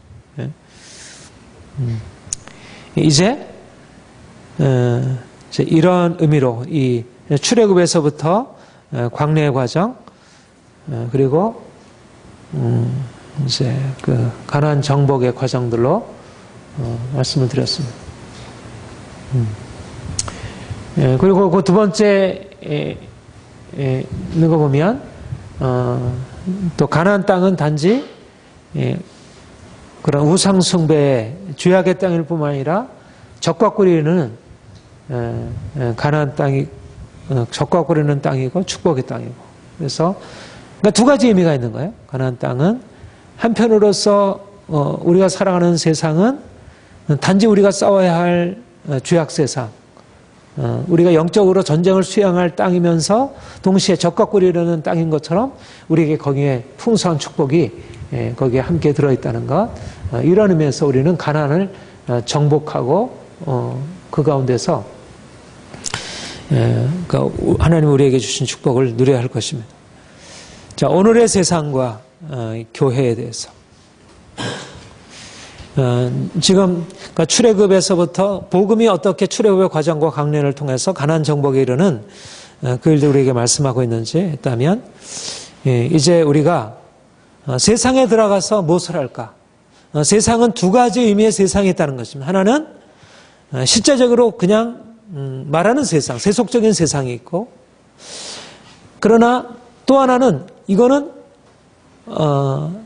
명목상으로는 하나님께 속해 있고 거룩한 곳인데 실제적으로는 마치 이스라엘의 유대교가 그랬듯이 하나님을 섬긴다고 하는 유대교가 벗어나야 할 세상이, 출애굽해야 할 세상이었던 것처럼 오늘날도 하나님을 전혀 알지 못하는 이방인의 삶을 살아가고 있는 세상이 있고, 또 하나님을 알고 있지만 실제적으로 복음의 능력을 다 잃어버리고 세속화되어서 거기는 하나님이 지배하시는 것이 아니라 율법이 지배하고 있고 세상 권세가 다스리고 있는 그러한 교회라는 세상. 우리가 뭐 교회라는 세상을, 뭐 교회 전체를 다 매도하는 것은 아니지만, 그러나 교회가 세속화되어 있고, 교회가 종교적으로 되어 있어서, 우리가 그 세상, 우리가 떠나와야 할, 우리가 거기서 떠나왔잖아요. 그렇죠? 떠나왔고, 떠나와야 하고, 그리고 이제 나아가서 그 세상에 들어가서, 이제 그것을 깨뜨리고, 정복하고, 거기 안에 있는 다른 신들을 깨뜨리고, 아까 말씀하는 대로, 이제, 오늘날 세상이 어떻습니까? 세상의 특징은 우리 에베소서 2장의 말씀대로 2장 1절부터 3절 시작. 그는 허물로 주로 줬던 너희를 살셨다. 그때 너희는 그 가운데서 행하여 이 세상 풍조를 따르고 공중의 권세 잡은 자를 따랐으니 곧 지금 불순종의 아들들 가운데 역사하는 영이라. 전에는 우리도 그 가운데서 우리의 육체 욕심을 따라 지내며 육체함 하여 다른 이들과 같이 본질상 진노에 자네했다니. 예. 전에는 우리도 다 너희가 그 가운데서 행하여 세상 풍조를 따르고 공중의 권세 잡은 자를 따라 불순종의 아들들 가운데 역사. 전에는 우리도 다 그 가운데서 우리의 육체의 욕심을 따라 육체의 마음을 원하는 것을 하여 다른 이들과 같이 본질상 진노에 자네했다니. 이 욕심, 육체의 욕심. 우리도 어제도 보았지만 세상의 특징, 세상적인 삶의 특징은 육체의 욕심을 따라 행하는 것이죠. 오늘날도 육체의 욕심을 따라서 돈을 추구하고 있고 이 세상 쾌락을 추구하고 그러면서 죄악 가운데 빠져들어가고, 특별히 오늘날 세상은 이 포스트 모더니즘 전 세계적으로 지금 이제 강하게 지배하고, 우리의 욕망을 그냥 막 해방시키는 것입니다. 우리의 욕망을 무제한적으로, 율법도 사라지고, 규범도 사라지고, 도덕도 사라지고, 옳고 그름이 사라지고, 선과 악의 모든 것이 다 구분이 사라지는, 율법이 이제까지는 사람들을 어떻게 보면 통제하고 있었다면 그 사라지고, 이 세상은 점점 욕망이 지배하는, 힘이 그런 지배하는 세상으로, 그런 세상에 들어가서 우리가 이제 싸워야 하는 것이고요. 또 오늘날 우리가 앞에서 살펴봤듯이 교회는 이 세상의 욕망을 대항해서 싸우려고, 욕망이 또 교회 안에까지 들어와서 교회도 세상 성공 추구하고 있고 그리스도인들 똑같이 세상적인 사고방식으로 살아가고 있고, 또 한편으로는 그 세상의 물결을 막기 위해서 하는 것이 뭐냐면 도덕주의, 율법주의, 금욕적인 방식으로, 또 이원론적으로 세상을 끊고 세상과 분리되어서 세상의 회로를 막음으로, 그렇게 해가지고 세상의 물결이 막아질 수가 없는 거죠. 그리고 또 설사 그것이 막아졌다고 하더라도 거기 안에는 또 다른 세상이 건설이 되는 거예요. 또 다른 자기 의가 형성되고 종교적인 어떤 또 다른 방식으로의 세상이 형성돼요. 그러니까 오늘날 사실은 우리가 깨뜨려야 할 이 세상의 욕망과 이런 어떤 죄악된 이 삶의 추구들, 공중에 접은 이 불순종의 말씀을 거스려 행하는 이 죄악 세상, 이것과 나와서 싸워야 하지만 그 이상으로 중요한 것이 교회를 지배하고 있는 이 강력한 율법들, 세상적인 율법, 성공을 위한 율법, 전통적인 율법, 이것이 교회를 장악하고 하나님의 생명이 나타나지 못하게 만들고 있는 것입니다. 더군다나 이거는, 교회는 원래 하나님의 생명이 있는 곳이잖아요. 그렇죠? 이거는 그냥 세상이 아니죠. 이미 거기에는 생명이 나타나야 할 것인데 마치 세상처럼 사단이 이 교회를 그렇게 망가뜨리고 있는 거예요. 그러니까 이것을 어떻게 볼 수 있겠는가? 그러니까 신명기에서 말씀하는 것처럼 너희는 가나안 땅에 들어가서 이것을 그냥 버려두지 말아라. 타협하지 말아라. 여기를 깨뜨리고 주상을 깨뜨리고 아세라상 목상을 깨뜨리고 그들과 화협하지 말고 그들을 깨뜨려라. 그걸 바꿔야 된다. 그래야 그 가나안 땅을 누릴 수 있다는 것입니다. 가나안 땅에 적과 꿀이는 땅을 누릴 수 있는 것은 우리가 그 세상의 죄악과 세상의 욕망과 세상의 그런 율법성과 이런 것들을 그냥 버려두고서는 안 된다는 것입니다. 그것들이 깨져야지. 하나님의 나라가 그곳에 임해야 그 적과 꿀이는 땅, 그곳의 모든 아름다운 식물들과 그 풍성한 것들이 그들의 것이 될 수 있지, 그들의 모든 악한 신들이 지배하고 있고 그 우상이 다스리고 있는데 그것이 어떻게 하나님 나라의 축복이 될 수 있겠어요? 그러니까 우리가 사실 광야에서 벗어나서 그냥 세상에 들어가서 그냥 그것을 얻는 게 아니고 세상에 들어가서 싸워야 하는 이 악한 세상, 그리고 하나님을 떠나버린 바리새적이고 하나님의 생명이 없는 종교적인 제도로 굳어져 버린 이 세상을 대항해서 싸워야 한다는 것. 이 점에서 우리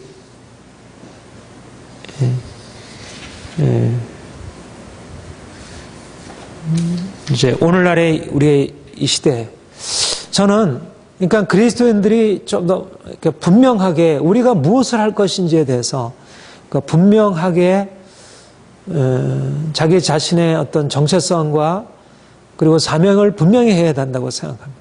먼저 우리 자신에 대해서 정말 우리가 주님을 만나서 주님 안에서 우리가 온전케 되는 것과, 그리고 이제 하나님이 우리에게 말씀하신 사명이라는 것은 결국 복음을 증거해서 하나님의 이름이 이 땅에 증거되는 것입니다. 그렇다면 하나님의 이름이 가리워져 있고 그것이 세상이 차지하고 있고 그로 말미암아 악한 것이 지배하고 있는 원래 하나님이 다스리는 그곳이어야 됩니다.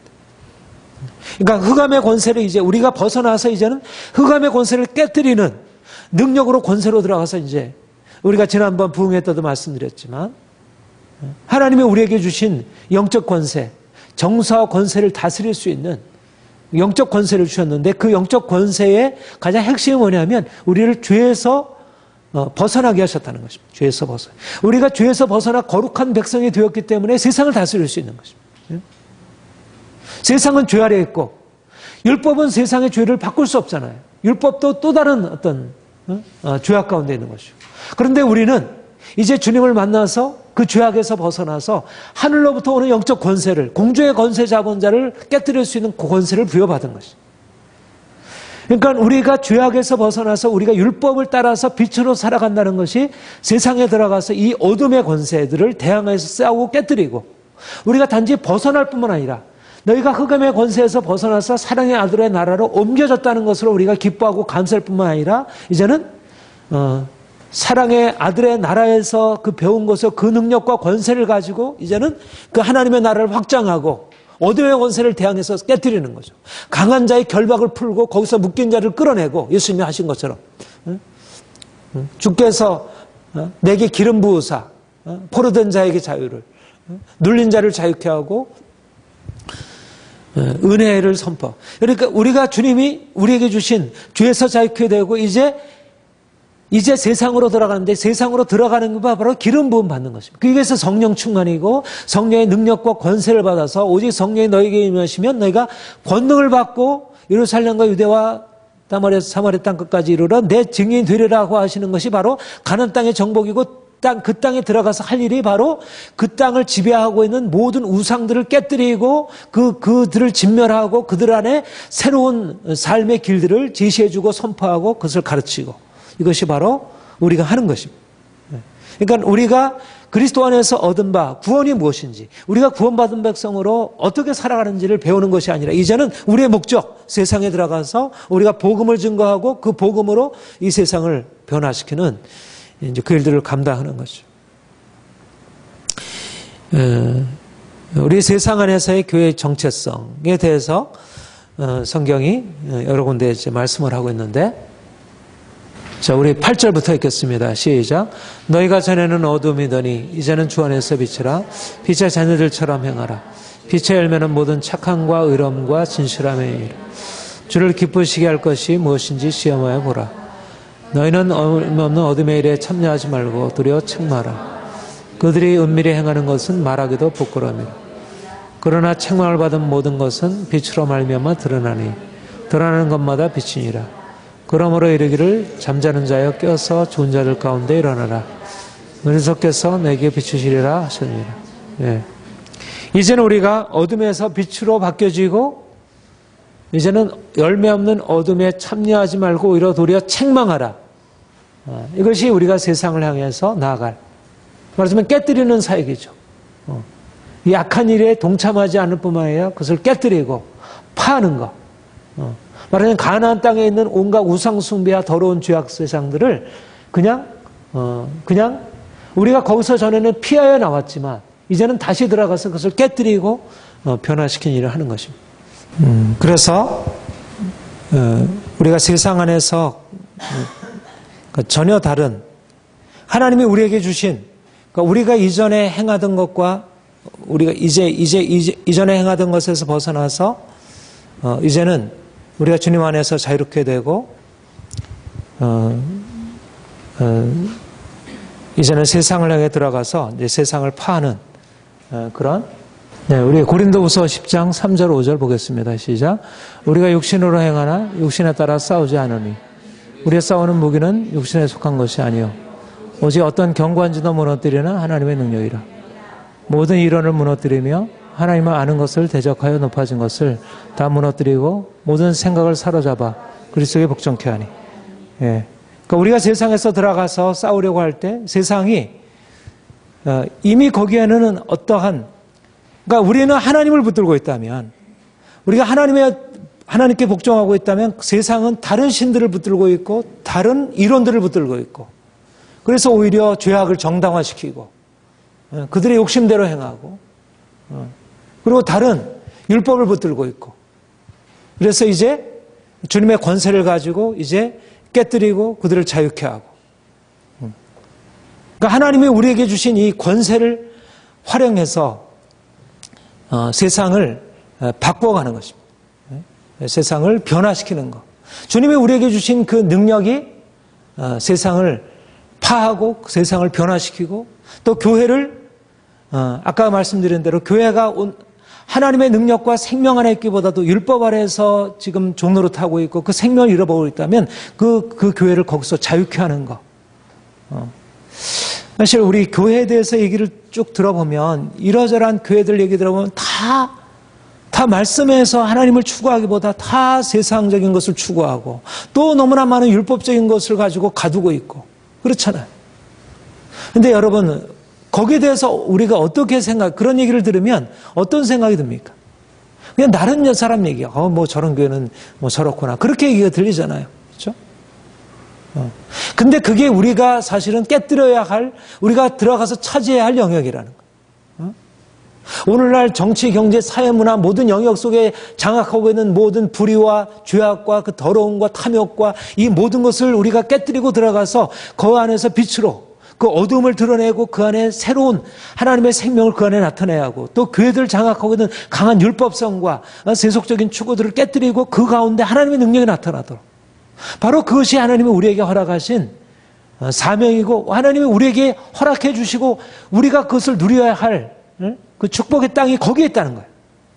축복이 다른 데 존재하는 게 아니라 우리가 지금 만나고 있는 그 죄악 세상, 우리가 만나고 있는 그런 문제 가운데 하나님을 떠나서 세상으로 나아가는 그런 교회들이 바로 우리가 누려야 할 축복의 땅이라는 것입니다. 그게 가나안 땅이라는 거예요. 가나안 땅은 저 멀리 속해 있는 게 아니라 바로 우리가 만나고 있는, 우리의 정체성을 위협하고 있고 우리와 전혀 다른 차원에 속해 있는 그들을, 그러려면 먼저 우리가 주의 빛 가운데서 견고하게 서야지. 우리 정체성이 명확해야지. 빛이라고 하는 정체성이. 우리 빌립보서 한번 찾아보겠습니다.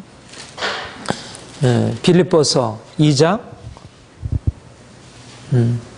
12절부터 16절 같이 읽겠습니다. 그러므로 나의 사랑하는 자들아, 너희가 나 있을 뿐 아니라 더욱 지금 나 없을 때에도 항상 복종하여 두렵고 떨림으로 너희 군을 이루라. 너희 안에 행하시는 이는 하나님이시니 자기 기쁘신 뜻을 위하여 너희에게 소원을 두고 행하게 하시나니 모든 일을 원망과 시비가 없이 하라. 이는 너희가 흠이 없고 순전하여 어그러지고 거스르는 세대 가운데서 하나님의 흠없는 자녀로 세상에 나타내며 생명의 말씀을 밝혀 나의 다름질이 헛되지 아니하고 그리스도의 날에 내 나라로 찬양할 것이 있게 하라.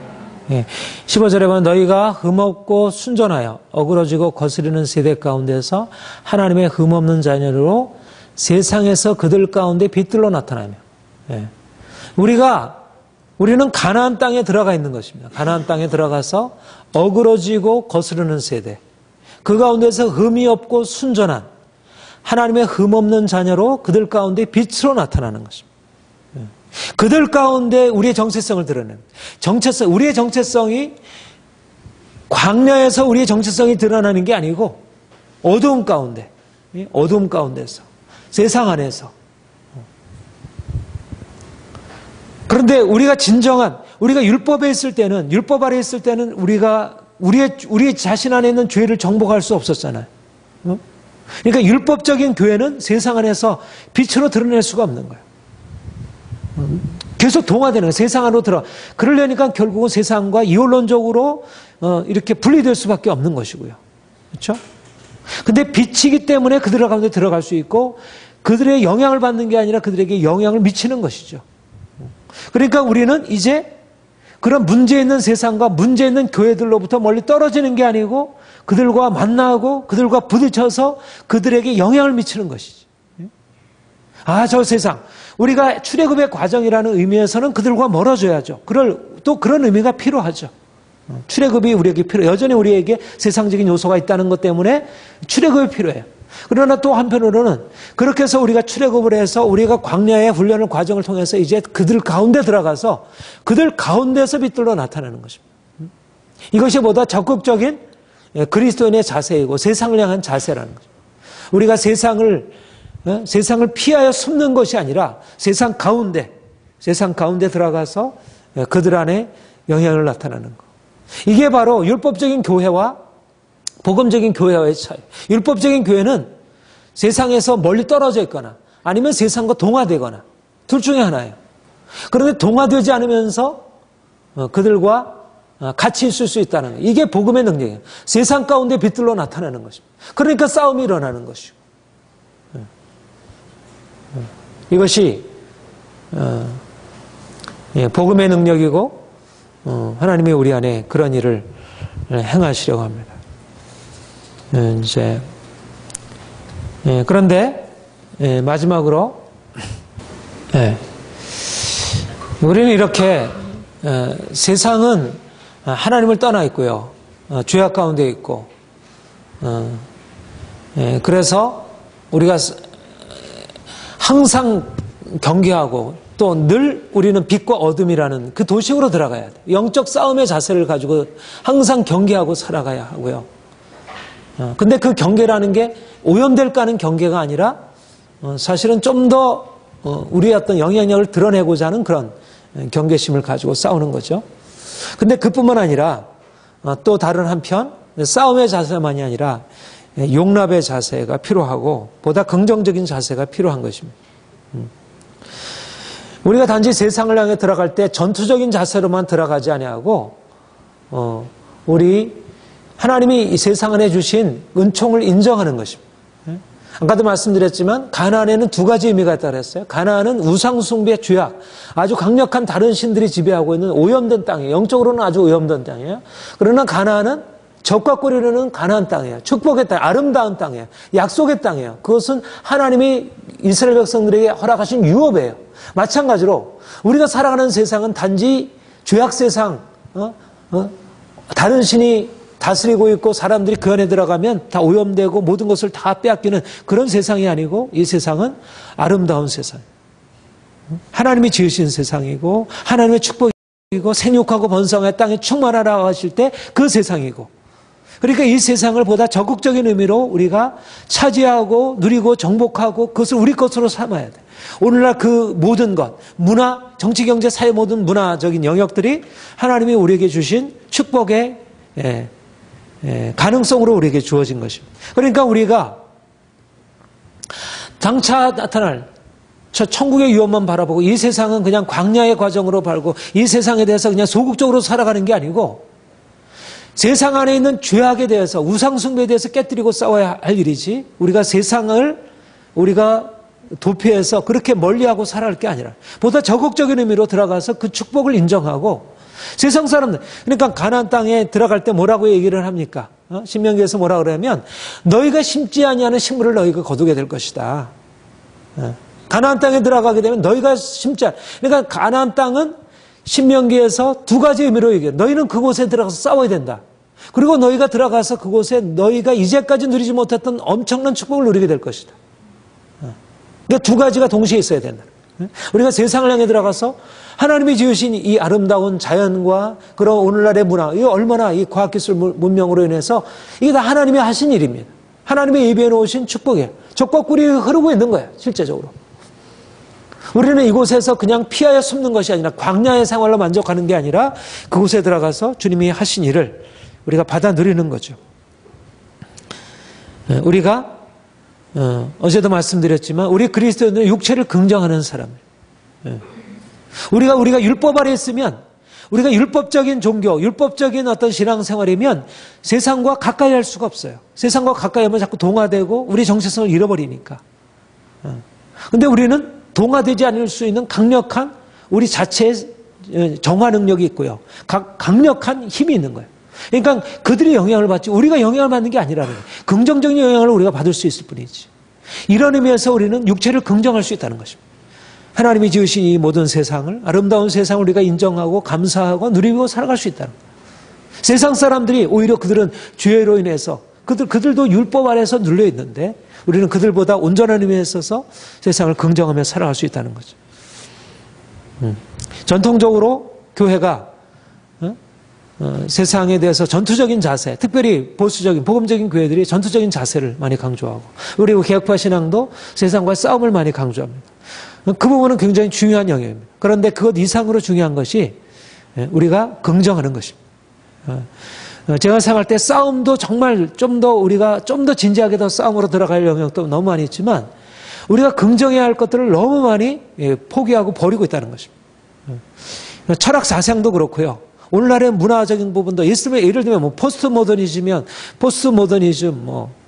프로이드, 니체, 막스, 모든 사상들 안에도 너무 귀한 우리가 받아 누려야 할 축복들이 그 안에 담겨 있어요. 그러니까 악한 것들 안에도 이 세상의 악한 것들 안에도 그 안에 우리가 가려낼 것들이 있는 거예요. 그러니까 이스라엘 백성들이 가나안 땅에 들어가서 진멸해야 할 것들도 있고 또 그 가운데서 받아 취해 누릴 것도 있고 이런 의미에서 우리는 이 두 가지를 그러니까 이런 면에서 영적인 분별이 필요하고요. 이 세대를 본받지 말라. 하나님의 선하신 뜻을 분별하라. 선하신 뜻을 분별하라고 하는 것 안에 우리가 싸우고 우리가 씨름하고 우리가 타협하지 말아야 할 세상이 무엇인지 분별하고 우리가 그 가운데서 취할 것이 무엇인지 그것을 분별하고 또 실제적으로 그렇게 할 수 있도록 우리에게 능력이 주어져요. 그걸 가려내는 능력이 있어요. 정화 능력이 우리에게 있어야죠. 그렇죠? 그 악한 것들 가운데서 정화할 수 있는 능력이 우리 안에 있어야죠. 그러니까 이제 성령의 능력이 필요하고 우리가 성령의 능력으로 더욱더 온전하게 될수록 우리는 세상에 대해서 더 긍정적으로 더 힘있게 들어갈 수 있는 것입니다. 그리고 중요한 것은 사랑이라 할 수 있습니다. 율법으로부터 우리가 자유케 되고 우리가 세상으로부터 출애굽을 하고 세상으로 들어갈 때 필요한 자세가 사랑입니다. 우리 같이 읽겠습니다. 시작. 형제들아 너희가 자유를 위하여 부르심을 받으나 그 자유로 육체의 교를 삼지 말고 오직 사랑으로 서로 섬기라. 이 사랑의 자세, 사랑의 자세, 사랑으로 우리가 세상으로부터 자유케 되고 여기서 사랑이라는 말은 약한 자를 용납하는 것입니다. 약한 자를 용납하는. 그러니까 세상은 여전히 율법 아래 있어요. 근데 율법 아래 있는 것들을 용납하는 거예요. 같이 읽겠습니다. 시작. 믿음이 강한 우리는 마땅히 믿음이 약한 자의 약점을 담당하고 자기를 기쁘게 아니할 것이라. 이것이 우리가 세상에 들어가는 아주 중요한 자세입니다. 한편으로는 죄악 세상과 싸워야 하고요. 또 율법 아래 있는 세상과 싸워야 하고 또 한편으로는 죄악 세상, 율법 아래 있는 세상을 용납하고 사랑으로 참고 받아주고 자, 같이 읽겠습니다. 시작. 내가 모든 사람에게서 자유로우나 스스로 모든 사람에게 종이 된 것은 더 많은 사람을 얻고자 함이라. 유대인들에게 내가 유대인과 같이 된 것은 유대인들을 얻고자 하며 율법 아래 있는 자들에게는 내가 율법 아래 있지 아니하나 율법 아래 있는 자같이 된 것은 율법 아래 있는 자들을 얻고자 하며 율법 없는 자에게는 내가 하나님께는 율법 없는 자가 아니요 도리어 그리스도의 율법 아래 있는 자이나 율법 없는 자와 같이 된 것은 율법 없는 자들을 얻고자 함이라. 약한 자들에게 내가 약한 자와 같이 된 것은 약한 자들을 얻고자 하며 내가 여러 사람에게 여러 모습이 된 것은 아무쪼록 몇 사람에도 구원하고자 하매니 내가 복음을 위하여 모든 것을 행함은 복음에 참여하고자 함이라. 여러분 세상에 들어가서 우리의 궁극적인 목표는 세상을 빛으로 변화시키는 거예요. 세상을 율법으로부터 자유케 하는 거예요. 예? 예. 그런 의미에서 우리는 세상과 싸워야 하고 세상과는 다른 목표를 가지고 나가야 돼요. 그런데 그렇게 하기 위해서 어떻게 했다 그랬습니다. 복음을 증거하기 위해서 사도 바울이 가서 너희는 나같이 되라 그렇게 얘기를 하지 않았다 그랬죠. 그렇죠? 오히려 사도 바울이 한 것은 그들처럼 되었습니다. 예. 내가 율법 아래 있지 아니에요. 율법으로부터 자유케 되었어요. 그렇죠? 자유케 되었는데 자신이 율법 아래 있는 자처럼, 그리고 자신이 이미 율법 아래 있는 자예요. 그리스도의 율법을 가지고 있는, 말하자면 성결한 삶을 살고 있는 자예요. 그런데 이방인들은 다 죄악 가운데 있어요. 욕심 가운데 행하고. 그런데 그들을 정죄하고 그들과 멀리하지 아니하고, 그러니까 그들과 싸움의 자세를만 가지고 있어서 어떻게 세상 속에 들어갈 수 있겠습니까? 싸움의 자세만 가지고서는 세상 안에 들어가지 못하는 거예요. 아예 근접하지도 못하죠. 누가 싸움꾼과 같이 있으려고 하겠어요? 될 수 없는 거죠. 그러니까 우리가 세상으로 들어가는 데 있어서 중요한 것은 우리의 정체성을 지키고 정체성을 가지고 저들의 문제를 우리가 정확하게 진단하고 그것을 바꾸려고 하는 아주 강한 열망이 필요하지만, 그것과 함께 필요한 것은 이 사랑의 마음인 것입니다. 사랑의 마음. 그것이 세상을 변화시킬 수 있는 가장 중요한 능력이고, 그래서 이 부분에 있어서 하나님의 은혜가 필요하고요. 지혜가 필요하고 더 겸손함이 필요합니다. 한편으로는 세상의 악한 것에 대해서 판단만 하는 게 아니라 판단하면서 동시에 그들을 용납하고 기다려주고 참고 받아주는 거예요. 하나님이 우리도 그렇게 하셨잖아요. 우리도 율법 아래에 있었고 우리가 죄 아래에 있었는데 처음부터 우리가 그렇지 못한다고 해서 때리고 우리를 그렇게 책망하고 하지 아니하시고 기다려주시면서 우리를 변화시켜 오셨잖아요. 그렇죠? 마찬가지로 우리가 세상에 들어가서 사람들을 돕고 사람들을 건져내려고 할 때 이러한 사도 바울의 마음처럼 할 필요가 있습니다. 고린도서 3장 1절 3절 같이 읽겠습니다. 형제들아, 내가 신령한 자를 대함과 같이 너에게 말할 수 없어서 육신에 속한 자 곧 그리스도 안에서 어린아이들을 대함같이 하노라. 내가 너희를 젖으로 먹이고 밥으로 안위했노니 이는 너희가 감당치 못하였으니와 지금도 못하리라. 너희는 아직도 육신에 속한 자로다. 너희 가운데 시기와 분쟁이 있으니 어찌 육신에 속하여 사람을 따라 행하며 아니라. 여기에 보면 사도 바울에게 두 가지 자세가 아주 잘 나타나고 있습니다. 하나는 뭐냐면 그들의 문제를 보고 있는 것입니다. 육신에 속하여 시기와 분쟁이 있으니 어찌 육신에 속하여 사람을 따라 행함이 아니라. 문제를 본 것이에요. 교회 안에 있는 문제를 본 것이고요. 우리가 다가야 할 세상의 문제를 본 거예요. 육신을 따라 행하고 있고 그들이 시기와 분쟁이 있고 죄 가운데 있고 악한 어두운 가운데 있는 것입니다. 이거는 교회 안에서 있었던 일이지만 세상도 동일한 거예요. 세상은 더 하겠죠. 그런데 사도 바울이 2절 보면 내가 너를 어떻게 했다고요? 젖으로 먹이고 밥으로 안위했노니. 그러니까 우리가 세상에 들어가서 우리가 경험한 그런 어떤 강한 능력을 가지고 세상도 그렇게 변화시키고 싸우고 바꿔가려고 하면 그러면 세상이 그걸 받아들일 수 있겠어요? 오늘날 교회가 한편으로는 정말 주님을 향한 열심은 좋지만 그 열심을 가지고 교회 세상에 그대로 대입해서는 안 된다는 거예요. 말하자면 율법적인 세상에 들어가서 그리고 죄악적인 세상에 들어가서 너희는 죄악이야, 너는 바꿔야 돼, 이런 식으로 막 전투적인 자세로 하게 되면 세상이 거기에 대해서 반응하고 따라오는 게 아니라 오히려 내가 주님을 위해서 핍박받는 것일 수도 있지만 그러나 지혜롭지 못한 것이고 사랑으로 행하지 못한 것이라는 것입니다. 오늘날 교회가 그런 자세를 가지고, 오늘날 우리가 이 세상에 얼마나 죄악으로 가득 차 있어요. 죄악의 세상에 대해서 이건 막 잘못됐다고 막 정죄하고 막 하죠. 한편으로 죄악 가운데 머물러 있으면서도 또 정죄하고 막 하는 거예요. 근데 그게 능력이 되지 못한다는 거예요. 아니, 교회 자신도 변화시키지 못하는데 세상을 그렇게 해가지고 바꿀 수 있나요? 바꾸지 못하죠. 그러니까 우리가 죄악 세상을 분명히 죄악 세상으로 저들이 육신을 따라 행하고 있고 죄악 가운데 있다는 사실을 명확하게 규정을 해야지. 그것을 규정하는 것을 규정하지 않고 그냥 적당하게 용납하고 덮어버리면 안 돼요. 그렇죠? 이것에 대해서 힘겨움이 있어야 돼. 이래서는 안 된다는 어떤 우리 안에 분노가 있어야 돼. 그러나 그 분노를 바로 폭발해가지고 막 그걸 정죄하고 그걸 깨뜨리려고 하게 되면 그거는 그런 십자군적인 자세를 가지고 세상을 변화시킬 수 없다는 거예요. 이게 칼빈주의, 개혁파 신앙의 약함이에요. 십자군적인 자세가 있는 거예요. 세상을 바꾸고자 하는 열정이 있는 거예요. 근데 바뀌지 않아요.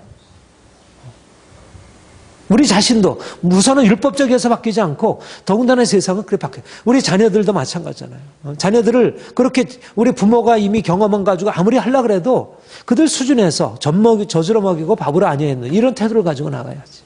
세상도 마찬가지. 세상은 더욱더 그런 것이죠. 세상은 주님을 알지 못하고 죄악 가운데 있는데 그들을 향해서 막 하나님의 법을 가지고 하나님의 계명을 가지고 정죄하면 그들이 받아들일 수 있겠나요? 받을 수 없는 거지. 그렇다고 또 그들의 죄를 또 그냥 또 용납하고 방임하고 있고 그것도 문제고. 그러니까 우리는 이쪽 아니면 저쪽으로 기울어져 있어요. 묵인하면 죄까지도 다 묵인해버리고 싸우려고 하면 그냥 뭐 처음부터 빨리 조급하게 다 뒤바꿔 놓으려고 하고. 그러니까 변화가 교회도 마찬가지입니다. 저는 그렇게 생각해요. 저는 뭐 신학교에서 학생들을 가르치고 있고 우리 이제 우리 많은 목회자들을 만나고 있고 지도자들을 만나고 있는데 정말 뭐 바리새적이고 우리가 뭐 지금 비판하고 있는 그런 너무 율법적이고 생명이 없고 너무 세상적이고 그런 교회들. 어떻게 보면 그것에서 떠나서 내가 정말 주님만을 바라보는 그런 믿음으로 지켜야 되지 않겠어요? 그들과 함께 있다는 것 자체가 뭔가 타입일 수 있처럼 보이잖아요. 그런데 그들에 대한 용납이 필요한 것입니다. 용납이 필요하고 기다림이 필요하고 그런 것과 씨름이 필요한 것입니다. 그런데 사람들은 그렇게 뭔가 이렇게 그들을 용납하고 나아가면 그것이 죄악이랑 타협하는 거라고 생각해요. 그러니까 이것 아니면 저것이에요. 그냥 아예 세상으로부터 동떨어져서 주님을 섬기거나 아니면 세상과 그냥 똑같이 돼가지고 그러니까 둘 중에 하나니까 뭔가 죄악된 사람들과 어울리면 같이 죄악자예요. 바리새인들이 세리와 어울리는 그들을 보고 예수님을 동일하게 취급하려고 했고 그러니까 우리가 세리와도 어울릴 수 있고 바리새인들과 어울릴 수도 있는 거예요. 또 그들을 바꾸기 위해서. 그것이 바로 사도 바울이 취한 태도이고 내가 율법 없는 자에게는 율법 없는 자처럼 율법 아래에 있는 자에게는 율법 아래에 있는 자처럼 정체성을 부정하지 않으면서 사랑으로 행하는 것입니다. 자신이 율법으로부터 자유하고 죄로부터 자유하면서 율법 아래에 있는 자들과 죄 아래에 있는 자들을 섬기고 그들을 존중하는 거죠. 그리고 그들 안에는 완벽하지 못하지만 상대적인 선함이 있고 상대적인 그들의 강점이 있습니다. 사람들에게 사람들이 가지고 있는 온전하지 못하지만 율법 아래에 있는 자들에게도 상대적인 강점이 있고 우리가 존중할 것이 있고요. 그러니까 그리스도인들이 그런 의미에서 세상을 변화시키려고 할 때 좀 겸손함이 필요합니다. 말하자면 하나님의 열정을 가지고 정말 불같은 그런 열심도 필요하지만 겸손함이 필요하고 인내가 필요하고 하나님의 때를 기다려야 하고 이것이 우리가 주님이 우리에게 주신 자유로서 세상을 섬기는 방식입니다. 오늘 우리가 어떻게 이제 그리스도 안에서 자유케 된 자들로 우리가 거룩하게 변화되어서 이 악한 세상 속에서 이 죄악과 싸우고 또 악하지만 또 하나님의 사랑하는 많은 사람들을 또 사랑으로 섬겨야 할지 이게 복음이 우리에게 가르쳐주는 길이고 우리가 이 복음의 능력 안에서 살아간다는 것은 너무 놀라운 것입니다. 너무 이 복음이 가지고 있는 이 엄청난 의미가 우리에게 좀 더 분명하게 깨달아지도록 우리 기도하고 실제적으로 이것이 현실적으로 나타날 수 있기를 원합니다. 이번에 율법과 복음의 관계가 되게 선명히 드러났습니까? 비교적 율법에 대해서 자유케 된다는 것이 무엇인지 그런데도 율법을 폐하지 않고 율법이 우리에게 완성된다는 것이 무엇인지가 왜 율법을 그렇게 사도 바울이 강하게 부정적으로 말하면서 또 율법에 대해서 산상수훈에서 왜 그렇게 긍정적으로 율법을 완성케 하러 왔다 이렇게 말할 수 있는 그 양자가 왜 모순이 아니고 오히려 하나로 오히려 그 양자가 같이 가야 온전한 의미에서 복음과 율법과의 관계가 복음이 온전하게 드러난다는 거예요. 복음은 율법 없이 여러분들이 말씀드린 대로 복음은 율법 없이 주어진 게 아니라 율법을 전제로 해서 주어진 것입니다. 근데 율법을 전제로 해서 주어졌는데 율법으로부터 우리가 벗어나야 할 부분도 있고 또 율법을 더 온전하게 완성해야 할 부분도 있고 이 두 가지를 다 함께 해야지 복음과 율법과의 관계가 이제 제대로 정립이 되고 그럴 때야 비로소 복음이 복음되는 것입니다.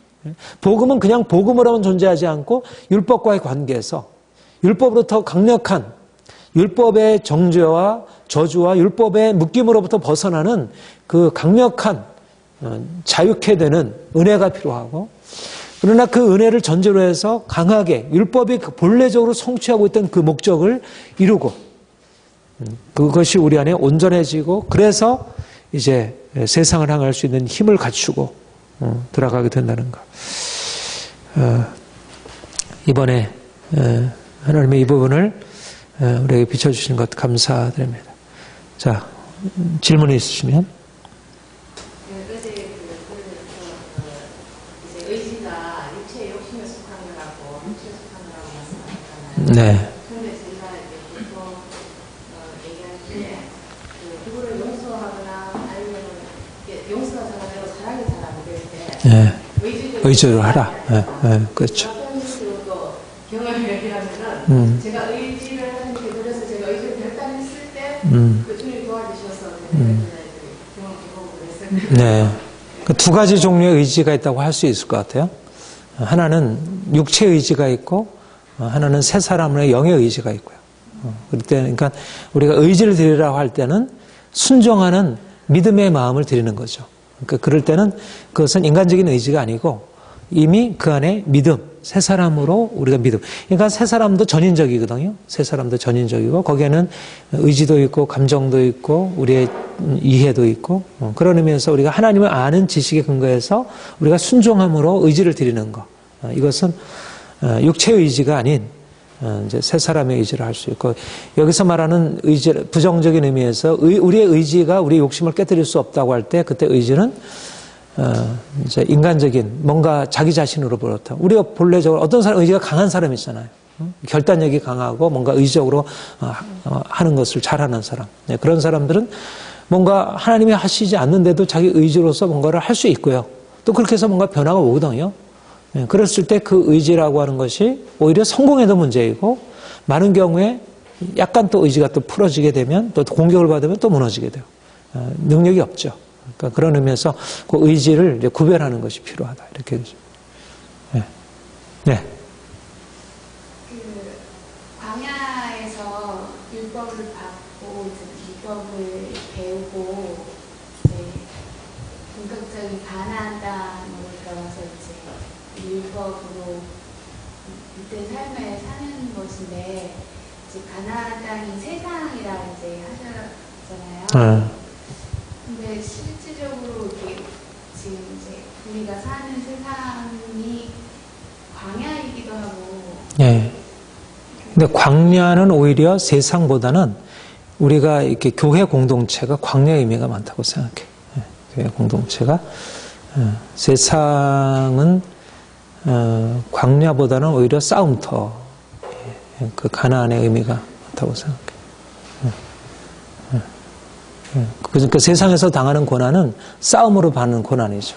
우리가 내가 깨어짐에 말씀을 순종하고 깨어지고 뭐 개인적인 물론 이런 의미는 광야에 있을 수가 있어요. 개인적으로 고난받고 하는 그런 의미 하나님께서 뭐 그런 우리의 삶을 인도하시는. 근데 이제 보통 말하는 우리가 이제 부딪히는 많은 이제 그러니까 우리의 세상에서 우리가 뭐 교회라는 게 단지 교회만이 아니고 뭐 가정 뭐 이런 어떤 그러니까 하나님의 은혜의 영역과 연관되어 있는 부분은 좀 그 광야적인 의미를 좀 가지고 있다 보고, 그리고, 그러니까 세 가지 의미가 다 있는 거예요.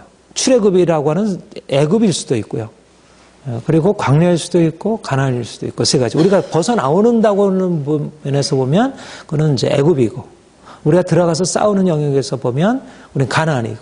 근데, 그러니까 많은 경우에 애굽일 경우가 많고, 그리고 이제 애굽에서 벗어나와서 이제 주님 편에서 닮아가는 어떤 훈련의 장으로서 본다면 그거는 이제 광야일 수가 있고, 또 이렇게 이제 훈련되어서 뭔가 이제 사명을 가지고 세상과 씨름하고 사역적으로 들어가게 되면 그때는 가나안일 수 있고. 그러니까 한 가지 의미 아니라 우리가 살아가는 그냥 세상인 경우에 세 가지 의미를 다 내포하고 있는 것으로. 네. 이제 이스라엘 백성은 출애굽해서 광야를 거쳐서 이제 가나안 땅으로 들어가는데, 우리의 삶에서는 이게 이제 공간적일 수도 있고 어쩌면 이렇게 시간적일 수도 있는데, 지금 이제 한 시간에 광야도 있고 네. 가나안도 있는 것 네, 같아요. 가나안도 있고 가나안도 있고 애굽도 있고 다 그런 복합적인 한 개인의 삶에서 내가 벗어나는 시간들, 또 벗어나서 주님을 만나는 시간들, 또 세상으로 들어가는 시간들이 있다가 또 벗어나는 시간들이 있고, 또 주님을 경험하는 시간, 또 들어가는 시간. 그러니까 주기적으로 우리가 어떻게 나가다 보면 이제 벗어나서 막 주님을 경험하고, 또 이제 경험한 만큼 또 세상으로 들어가잖아요. 근데 세상으로 들어가도 또 세상과 너무 동화돼 버려. 또 벗어나야 돼. 이런 의미에서 이제 한 개인도 이제 그런 이제 주기적으로 그런 애굽과 광야와 가나안을 함께 경험하는 것을 말할 수 있겠고요. 그 세 가지 경험이 다 있는 거죠. 그러니까 세상으로부터 떠나는 경험, 그러니까 끊임없이 떠남에 대한 설교를 하잖아요. 회개에 대해서 설교하고, 그리고 이제 주님 편에서 세워지는 것, 또 세상으로 들어가는 것, 뭐 이런 것들을 다 함께 이제 주기적으로 다 함께 경험한다 할 수 있겠죠. 그런데 이제 그러나 보통 한 인생의 과정으로 보면 우선은 세상으로부터 벗어나는 것이 좀 주를 이루고 있는 이제 그런 신앙의 삶이 있고, 그 다음에 이제 좀 더 제자로 훈련되어지는 삶이 있고, 그 다음에 이제 우리가 사역자로 들어가서 세상을 섬기는 그런 국면이 있고, 그러니까 지금 우리의 국면은 사실은 광야의 국면이라 할 수 있다고 생각을 해요. 광야, 세상으로부터 나와서, 그리고 세상으로부터 온전하게 나와서 이제 주님의 율법을 배우고 세워지는, 그래서 이제 앞으로 세상을 향해서 들어가기 위한 그 준비를 갖추는 거죠. 그러니까 우리가 아직 직접적으로 세상과 막 부딪히고 하는 거 없잖아요. 근데 그걸 예상하고 이제 준비를 하고, 생육하고 번성의 땅에 충만하라 하실 때 그 세상이고, 그러니까 이 세상을 보다 적극적인 의미로 우리가 차지하고 누리고 정복하고 그것을 우리 것으로 삼아야 돼. 오늘날 그 모든 것, 문화, 정치, 경제, 사회 모든 문화적인 영역들이 하나님이 우리에게 주신 축복의 가능성으로 우리에게 주어진 것입니다. 그러니까 우리가 장차 나타날 저 천국의 유업만 바라보고 이 세상은 그냥 광야의 과정으로 발고 이 세상에 대해서 그냥 소극적으로 살아가는 게 아니고, 세상 안에 있는 죄악에 대해서, 우상숭배에 대해서 깨뜨리고 싸워야 할 일이지, 우리가 세상을 우리가 도피해서 그렇게 멀리하고 살아갈 게 아니라 보다 적극적인 의미로 들어가서 그 축복을 인정하고, 세상 사람들, 그러니까 가나안 땅에 들어갈 때 뭐라고 얘기를 합니까? 신명기에서 뭐라 그러냐면 너희가 심지 아니하는 식물을 너희가 거두게 될 것이다. 가나안 땅에 들어가게 되면 너희가 그러니까 가나안 땅은 신명기에서 두 가지 의미로 얘기해요. 너희는 그곳에 들어가서 싸워야 된다. 그리고 너희가 들어가서 그곳에 너희가 이제까지 누리지 못했던 엄청난 축복을 누리게 될 것이다. 그러니까 두 가지가 동시에 있어야 된다. 우리가 세상을 향해 들어가서 하나님이 지으신 이 아름다운 자연과 그런 오늘날의 문화, 이게 얼마나 이 과학기술 문명으로 인해서 이게 다 하나님이 하신 일입니다. 하나님이 예비해 놓으신 축복이에요. 적법꿀이 흐르고 있는 거예요, 실제적으로. 우리는 이곳에서 그냥 피하여 숨는 것이 아니라 광야의 생활로 만족하는 게 아니라 그곳에 들어가서 주님이 하신 일을 우리가 받아 누리는 거죠. 우리가 어제도 말씀드렸지만 우리 그리스도인은 육체를 긍정하는 사람이에요. 우리가 율법 아래 있으면, 우리가 율법적인 종교, 율법적인 어떤 신앙생활이면 세상과 가까이 할 수가 없어요. 세상과 가까이 하면 자꾸 동화되고 우리 정체성을 잃어버리니까. 근데 우리는 동화되지 않을 수 있는 강력한 우리 자체의 정화 능력이 있고요. 강력한 힘이 있는 거예요. 그러니까 그들이 영향을 받지 우리가 영향을 받는 게 아니라는 거예요. 긍정적인 영향을 우리가 받을 수 있을 뿐이지. 이런 의미에서 우리는 육체를 긍정할 수 있다는 것입니다. 하나님이 지으신 이 모든 세상을, 아름다운 세상을 우리가 인정하고 감사하고 누리고 살아갈 수 있다는 거예요. 세상 사람들이 오히려 그들은 죄로 인해서 그들도 율법 아래에서 눌려 있는데 우리는 그들보다 온전한 의미에 있어서 세상을 긍정하며 살아갈 수 있다는 거죠. 전통적으로 교회가 세상에 대해서 전투적인 자세, 특별히 보수적인 복음적인 교회들이 전투적인 자세를 많이 강조하고, 우리 개혁파 신앙도 세상과의 싸움을 많이 강조합니다.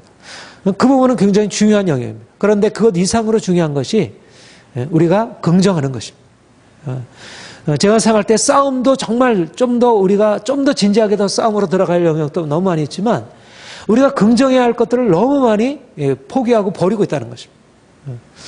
철학 사상도 그렇고요. 오늘날의 문화적인 부분도 있으면, 예를 들면 포스트 모더니즘, 프로이드, 니체, 막스, 모든 사상들 안에도 너무 귀한 우리가 받아 누려야 할 축복들이 그 안에 담겨 있어요. 그러니까 악한 것들 안에도, 이 세상의 악한 것들 안에도 그 안에 우리가 가려낼 것들이 있는 거예요. 그러니까 이스라엘 백성들이 가나안 땅에 들어가서 진멸해야 할 것들도 있고, 또 그 가운데서 받아 취해 누릴 것도 있고, 이런 의미에서 우리는 이 두 가지를, 그러니까 이런 면에서 영적인 분별이 필요하고요. 이 세대를 본받지 말라. 하나님의 선하신 뜻을 분별하라. 선하신 뜻을 분별하라고 하는 것 안에 우리가 싸우고 우리가 씨름하고 우리가 타협하지 말아야 할 세상이 무엇인지 분별하고, 우리가 그 가운데서 취할 것이 무엇인지 그것을 분별하고, 또 실제적으로 그렇게 할 수 있도록 우리에게 능력이 주어져요. 그걸 가려내는 능력이 있어요. 정화 능력이 우리에게 있어야죠. 그렇죠? 그 악한 것들 가운데서 정화할 수 있는 능력이 우리 안에 있어야죠.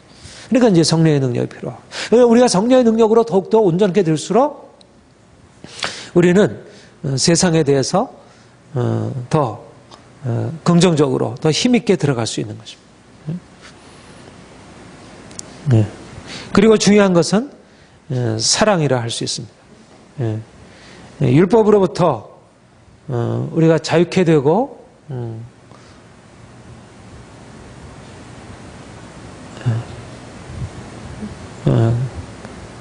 우리가 세상으로부터 출애굽을 하고 세상으로 들어갈 때 이 필요한 자세가 사랑입니다. 우리 같이 읽겠습니다. 시작. 형제들아, 너희가 자유를 위하여 부르심을 받으나 그 자유로 육체의 교를 삼지 말고 오직 사랑으로 서로 돕는다. 이 사랑의 자세, 사랑의 자세, 사랑으로 우리가 세상으로부터 자유케 되고, 여기서 사랑이라는 말은 약한 자를 용납하는 것입니다. 약한 자를 용납하는. 그러니까 세상은 여전히 율법 아래 있어요. 근데 율법 아래 있는 것들을 용납하는 거예요. 같이 읽겠습니다. 시작. 믿음이 강한 우리는 마땅히 믿음이 약한 자의 약점을 담당하고 자기를 기쁘게 아니할 것이라. 이것이 우리가 세상에 들어가는 아주 중요한 자세입니다. 한편으로는 죄악 세상과 싸워야 하고요. 또 율법 아래 있는 세상과 싸워야 하고, 또 한편으로는 죄악 세상, 율법 아래 있는 세상을 용납하고 사랑으로 참고 받아주고. 자, 같이 읽겠습니다. 시작. 내가 모든 사람에게서 자유로우나 스스로 모든 사람에게 종이 된 것은 더 많은 사람을 얻고자 함이라. 유대인들에게 내가 유대인과 같이 된 것은 유대인들을 얻고자 하며, 율법 아래 있는 자들에게는 내가 율법 아래 있지 아니하나 율법 아래 있는 자같이 된 것은 율법 아래 있는 자들을 얻고자 하며, 율법 없는 자에게는 내가 하나님께는 율법 없는 자가 아니요 도리어 그리스도의 율법 아래 있는 자이나 율법 없는 자와 같이 된 것은 율법 없는 자들을 얻고자 함이라. 약한 자들에게 내가 약한 자와 같이 된 것은 약한 자들을 얻고자 하며, 내가 여러 사람에게 여러 모습이 된 것은 아무쪼록 몇 사람에도 구원하고자 하매니 내가 복음을 위하여 모든 것을 행함은 복음에 참여하고자 함이라. 여러분, 세상에 들어가서 우리의 궁극적인 목표는 세상을 빛으로 변화시키는 거예요. 세상을 율법으로부터 자유케 하는 거예요. 그런 의미에서 우리는 세상과 싸워야 하고 세상과는 다른 목표를 가지고 나가야 돼요. 그런데 그렇게 하기 위해서 어떻게 했다 그랬습니다. 복음을 증거하기 위해서 사도 바울이 가서 너희는 나같이 되라 그렇게 얘기를 하지 않았다 그랬죠.